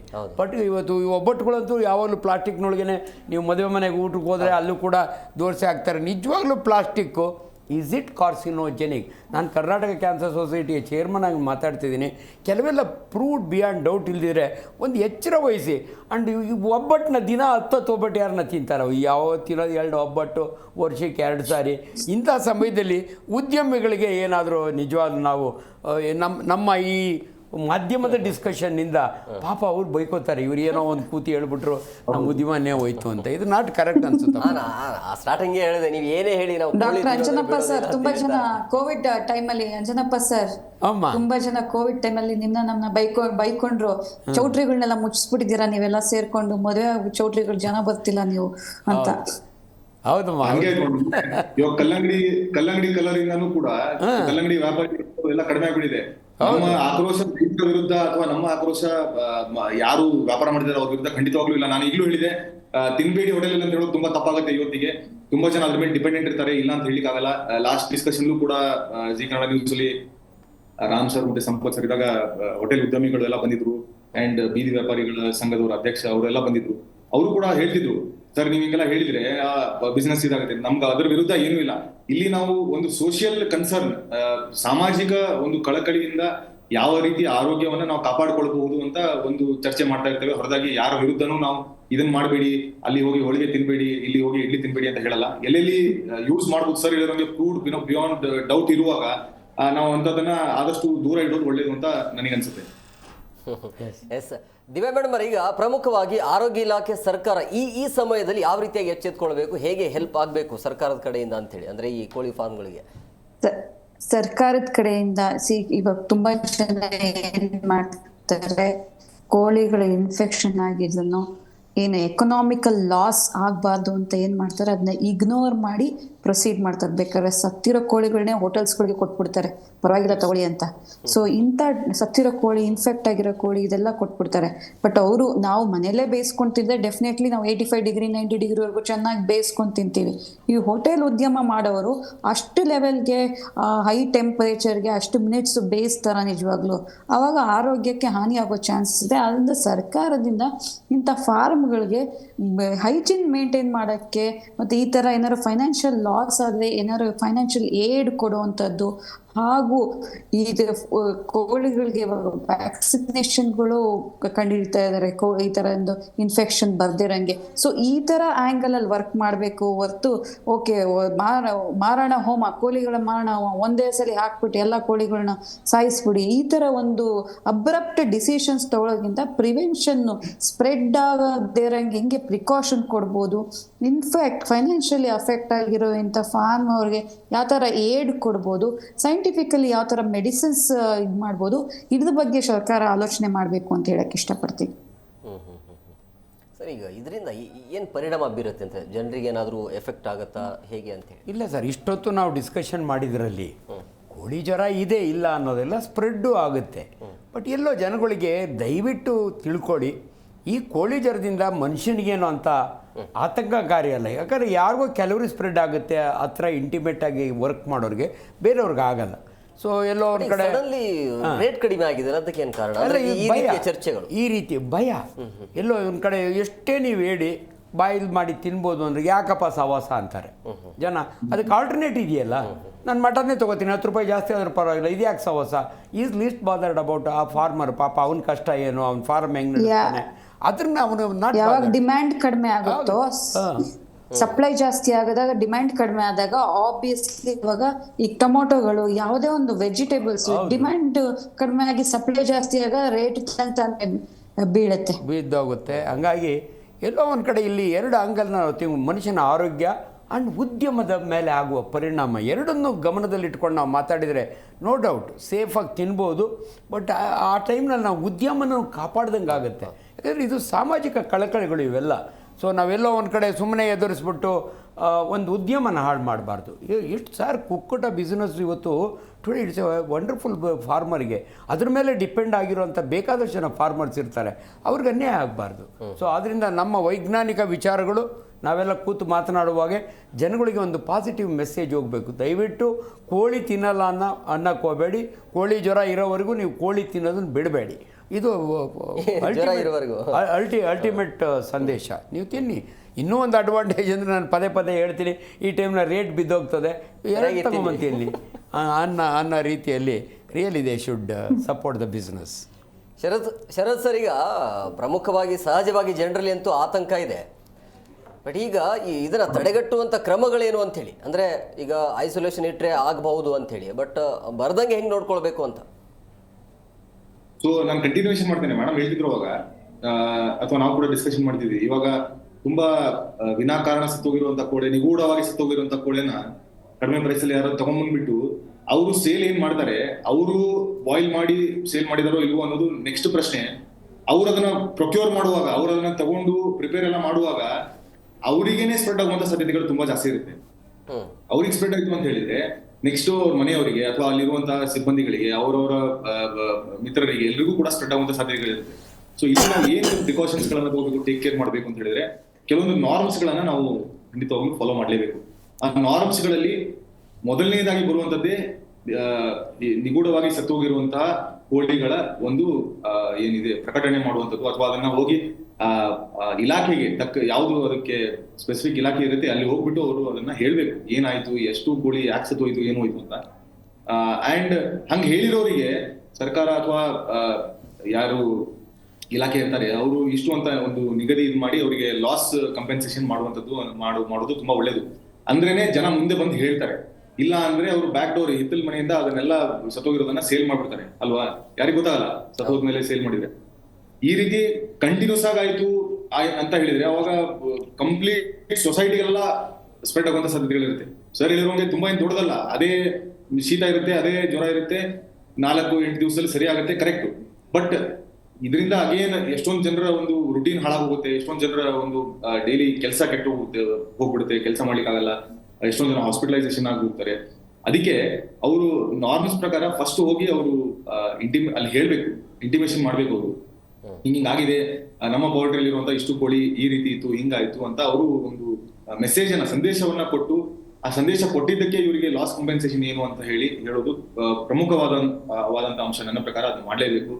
ಅಂಡ್ ಯಾರು ಪ್ರೊಕ್ಯೂರ್ ಮಾಡ್ತಿದ್ದೀರಾ, ಯಾರು ತಿಂತಾ ಇದ್ದೀರಾ, ತಿನ್ನೋದನ್ನ ನಿಲ್ಸಿಲ್ಲ ಅಂತ ಹೇಳಿದ್ರು ಕೂಡ ನೀವು ಕೋಳಿ ಪ್ರಿಪೇರ್ ಮಾಡ್ತಿರುವಾಗ ಕಂಪ್ಲೀಟ್ ಆಗಿ ಬಾಯ್ಲಿಂಗ್ ಇಡುವವರೆಗೂ ನೀವು ಗ್ಲೌಸ್ ಅನ್ನ ಯೂಸ್ ಮಾಡುವಂಥದ್ದು, ಅಥವಾ ಕೈಯನ್ನ ಪ್ರಿಪೇರ್ ಮಾಡಿದ ಮೇಲೆ ಖಂಡಿತವಾಗ್ಲೂ ಅದನ್ನ ವಾಶ್ ಮಾಡುವಂಥದ್ದು, ಸ್ಯಾನಿಟೈಸರ್ ಗಳನ್ನ ಯೂಸ್ ಮಾಡುವಂಥದ್ದು, ಹ್ಯಾಂಡ್ ವಾಶ್ ಗಳನ್ನ ಯೂಸ್ ಮಾಡಿ ಚೆನ್ನಾಗಿ ಸೋಪಿಂದ ಹ್ಯಾಂಡ್ ವಾಶ್ ಮಾಡಿ ಪದೇ ಪದೇ ಕಣ್ಣಿಗೆ ಟಚ್ ಮಾಡುವಂಥದ್ದು ಅಥವಾ ಮೂಗಿಗೆ ನಾವು ಕೈಯನ್ನು ಟಚ್ ಮಾಡುವಂಥದ್ದು, ಅಥವಾ ಹ್ಯಾಂಡ್ ವಾಶ್ ಮಾಡದೇನೆ ಊಟವನ್ನ ಮಾಡೋದು, ಇದನ್ನೆಲ್ಲ ನಾವು ಸ್ವಲ್ಪ ದಿವಸ ನಿಲ್ಸಿದ್ರೆ ಒಳ್ಳೇದು. ಇದು ಇಲ್ಲ ಅಂದ್ರೆ ತುಂಬಾ ಬೇಗನೆ ಸ್ಪ್ರೆಡ್ ಆಗ್ಬಿಡುತ್ತೆ. ಎಸ್ಪೆಷಲಿ ಮಕ್ಕಳು, ಮೇಡಮ್ ಹೇಳ್ತಿರೋ ಕೋಮಾರ್ಬಿಡಿಟೀಸ್ ಇತ್ತು ಅಂತ ಹೇಳಿದ್ರೆ ಆಲ್ರೆಡಿ ಅಪಾಯ ಆತಂಕ ಅನ್ನೋದು ಏನಿಲ್ಲ ಸರ್, ಮಾಮೂಲಿ ಸಿಂಪ್ಟಮ್ಸ್, ಈ ನೆಗಡಿ ಜ್ವರ ಬರೋದು. ಹೌದು, ಮಾಮೂಲಿ ಸಿಂಪ್ಟಮ್ಸ್ ಇರುತ್ತೆ, ಆದ್ರೆ ಅದರಿಂದ ಎಷ್ಟೊಂದು ಜನರಿಗೆ ತೊಂದರೆ ಆಗುವಂತ ಸಾಧ್ಯತೆಗಳಿರುತ್ತೆ. ಅಂಡ್ ಆಲ್ರೆಡಿ ಅವರಿಗೆ ರೆಸ್ಪಿರೇಟರಿ ಶ್ವಾಸನಾಳದ ಒಂದು ತೊಂದರೆಗಳಿದೆ, ಆಲ್ರೆಡಿ ಅವರಿಗೆ ಅಲರ್ಜಿಕ್ ಬ್ರಾಂಕೈಟಿಸ್ ಇದೆ, ಆಲ್ರೆಡಿ ಅಸ್ತಮಾ ಇದೆ.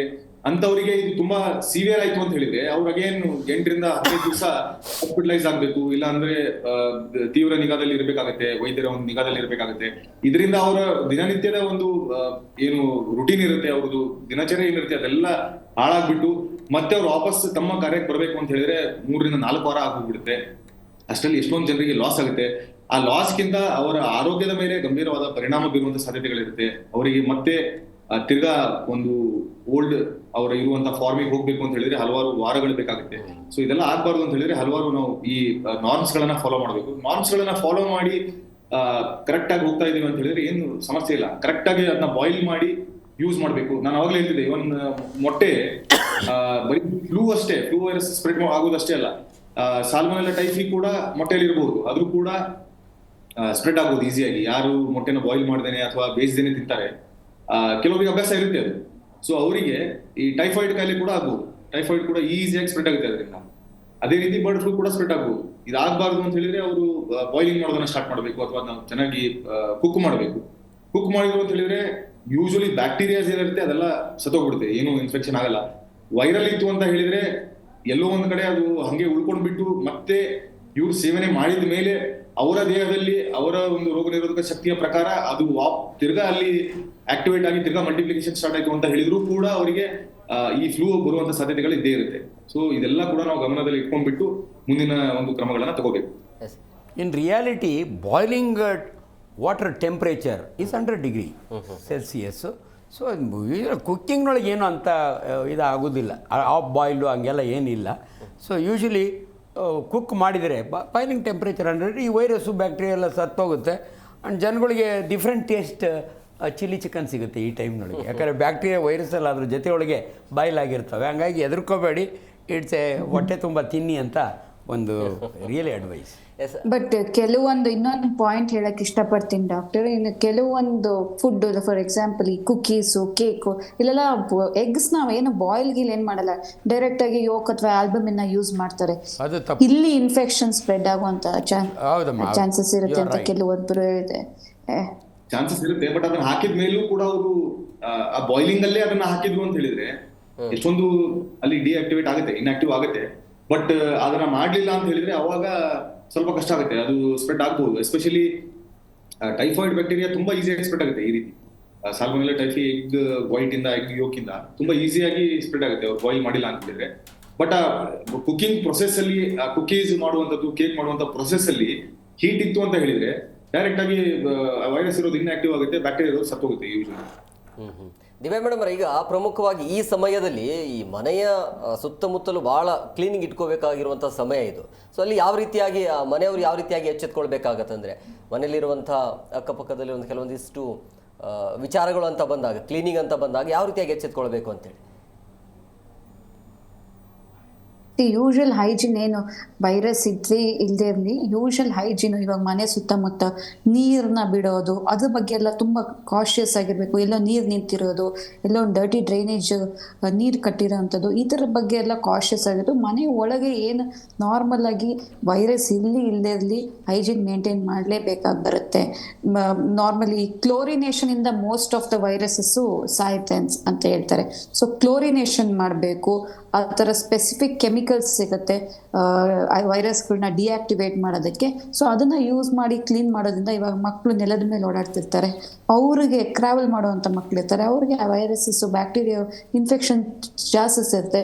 ಸೊ ರೆಗ್ಯುಲರ್ ಆಗಿ ಈ ಕ್ಲೋರಿನೇಷನ್ನು ಹಾಗೂ ಕೆಮಿಕಲ್ಸ್ ಯೂಸ್ ಮಾಡಿ ನೆಲಗಳನ್ನ ಕ್ಲೀನ್ ಮಾಡುವಂಥದ್ದು ಟೇಕ್ ಕೇರ್ ಮಾಡಬೇಕಾಗುತ್ತೆ. ಹಾಗೂ ಫಾರ್ಮ್ ಹೌಸಿಂದ, ಯಾವುದಾದ್ರು ಫಾರ್ಮ್ ಹೌಸ್ಗಿಂದ ಹತ್ತಿರ ಇದ್ದ ಮನೆಗಳು ಅವ್ರು ಸ್ವಲ್ಪ ಪ್ರಿಕಾಷನ್ಸ್ ತಗೋಬೇಕಾಗಿ ಬರುತ್ತೆ. ಹಾಗೂ ಇನ್ನೊಂದು ಪಾಯಿಂಟ್ ಹೇಳ್ಕೊಳ್ತೀನಿ, ಜಿಲ್ಲಾ ವೈಸು ಹೆಲ್ತ್ ಇನ್ಸ್ಪೆಕ್ಟರ್ ಅವರೆಲ್ಲ ದೊಡ್ಡ ದೊಡ್ಡ ಪೋಲ್ಟ್ರಿ ಫಾರ್ಮ್ನ ವಿಸಿಟ್ ಮಾಡಬೇಕು ಬರುತ್ತೆ. ಇಂಥ ಟೈಮಲ್ಲಿ ವಿಸಿಟ್ ಮಾಡಿ ಯಾವ ಫಾರ್ಮ್ ಅಫೆಕ್ಟ್ ಆಗಿದೆ, ಅವ್ರು ಅಫೆಕ್ಟ್ ಆಗಿರೋ ಕೋಳಿಗಳು ಏನಾದ್ರು ಕಳಿಸ್ತಾ ಇದ್ದಾರೆ, ಏನು ಸ್ಟೇಟಸ್ ಇದೆ, ಇದ್ರ ಬಗ್ಗೆ ಸ್ವಲ್ಪ ಸರ್ಕಾರನೂ ಸ್ವಲ್ಪ ಗಮನ ವಹಿಸ್ಬೇಕಾಗಿ ಬರುತ್ತೆ. ಎಷ್ಟೆಷ್ಟು ದೊಡ್ಡ ದೊಡ್ಡ ಪೋಲ್ಟ್ರಿ ಫಾರ್ಮ್ಗಳಿರ್ತವೆ, ಎಲ್ಲ ರೀಜನಲ್ ಹೆಲ್ತ್ ಡಿಪಾರ್ಟ್ಮೆಂಟ್ಸ್ ಇರುತ್ತೆ, ಹೆಲ್ತ್ ಇನ್ಸ್ಪೆಕ್ಟರ್ಸ್ ಇರುತ್ತೆ, ಅವರೆಲ್ಲ ಕರೆಕ್ಟಾಗಿ ವಿಜಿಲೆನ್ಸ್ ಇಡಬೇಕಾಗಿ ಬರುತ್ತೆ ಇದ್ರ ಮೇಲೆ ಅಂತ ಹೇಳಕ್ ಇಷ್ಟಪಡ್ತೀನಿ. ಈ ದೊಡ್ಡ ದೊಡ್ಡ ಫಾರ್ಮ್ಗಳ ಬಗ್ಗೆ ನಾವು ತುಂಬ ಮಾತಾಡ್ತೀವಿ. ನೀವು ಹಳ್ಳಿ ಕಡೆ, ನಾನು ಹಳ್ಳಿಯವನು, ನನ್ನೂರು ಇಲ್ಲೇ ದೊಡ್ಡ ತುಮಕೂರು ಅಂತ, ಮನೆಗಳಲ್ಲೇ ಕೋಳಿಗಳು ಓಡಾಡ್ತಿರ್ತವೆ, ಮಕ್ಕಳು ಅವ್ರ ಜೊತೆಗೆ ಇರ್ತವೆ. ಹಟ್ಟಿಯಲ್ಲಿ ನಾಟಿ ಕೋಳಿಗಳು ಪರ್ಟಿಕ್ಯುಲರ್ 20-30 ಬೆಳೆಸ್ಕೊಂಡಿರ್ತಾರೆ. ಅಂಥವ್ರಿಗೂ ಕೂಡ ಅಲ್ಲಿಂದ ಫಾರ್ಮಿಂದ ಅಥವಾ ಬೇರೆ ಯಾವುದರಿಂದ ಸ್ಪ್ರೆಡ್ ಆಗೋ ಪಾಸಿಬಿಲಿಟಿ ಇರುತ್ತೆ. ಅದಕ್ಕೆ ಬಹಳಷ್ಟು ಜನರಿಗೆ ಗೊತ್ತಿಲ್ಲ ಸರ್, ಅದು ತಿಂದವರಿಗೆ ಮಾತ್ರ ಈ ರೀತಿಯ ಸಮಸ್ಯೆ ಬರುತ್ತೆ ಅಂತ ಹೇಳಿಲ್ಲ, ಆದ್ರೆ ಮುಟ್ಟಿದ್ರೂ ಕೂಡ ಬರುತ್ತೆ. ಅದರಿಂದ ದಯವಿಟ್ಟು ಇಷ್ಟೊತ್ತು ನಾವೆಲ್ಲರೂ ಮಾತಾಡಿದ್ದು ನಿಮಗೆ ಎಚ್ಚರಿಕೆ ತಿಳುವಳಿಕೆ ಕೊಡಲಿಕ್ಕೆ ಹೊರತು ನಿಮ್ಮನ್ನು ಯಾರನ್ನೂ ಎದುರಿಸ್ಲಿಕ್ಕಂತೂ ಅಲ್ಲ. ಅದರಿಂದ ದಯವಿಟ್ಟು ಉದ್ಯಮಿಗಳಿಗೂ ಒಳ್ಳೆಯದಾಗಲಿ, ನೀವು ಜವಾಬ್ದಾರಿ ತಗೊಳ್ಳಿ. ಸಮಾಜದ ಜವಾಬ್ದಾರಿ ನಮ್ಮ ಕೈಲೂ ಇರುತ್ತೆ, ನಿಮ್ಮ ಕೈಲೂ ಇರುತ್ತೆ. ಉದ್ಯಮಕ್ಕೂ ಲಾಸ್ ಆಗ್ದಂಗೆ, ಜನಗಳಿಗೂ ಅನ್ಯಾಯ ಆಗ್ದಂಗೆ ನಡೀತಾ ಹೋಗಲಿ ಅನ್ನೋದೇ ನಮ್ಮ ಆಸೆ. ತಿನ್ನೋದನ್ನ ಮರಿಬೇಡಿ, ಬಿಡಬೇಡಿ.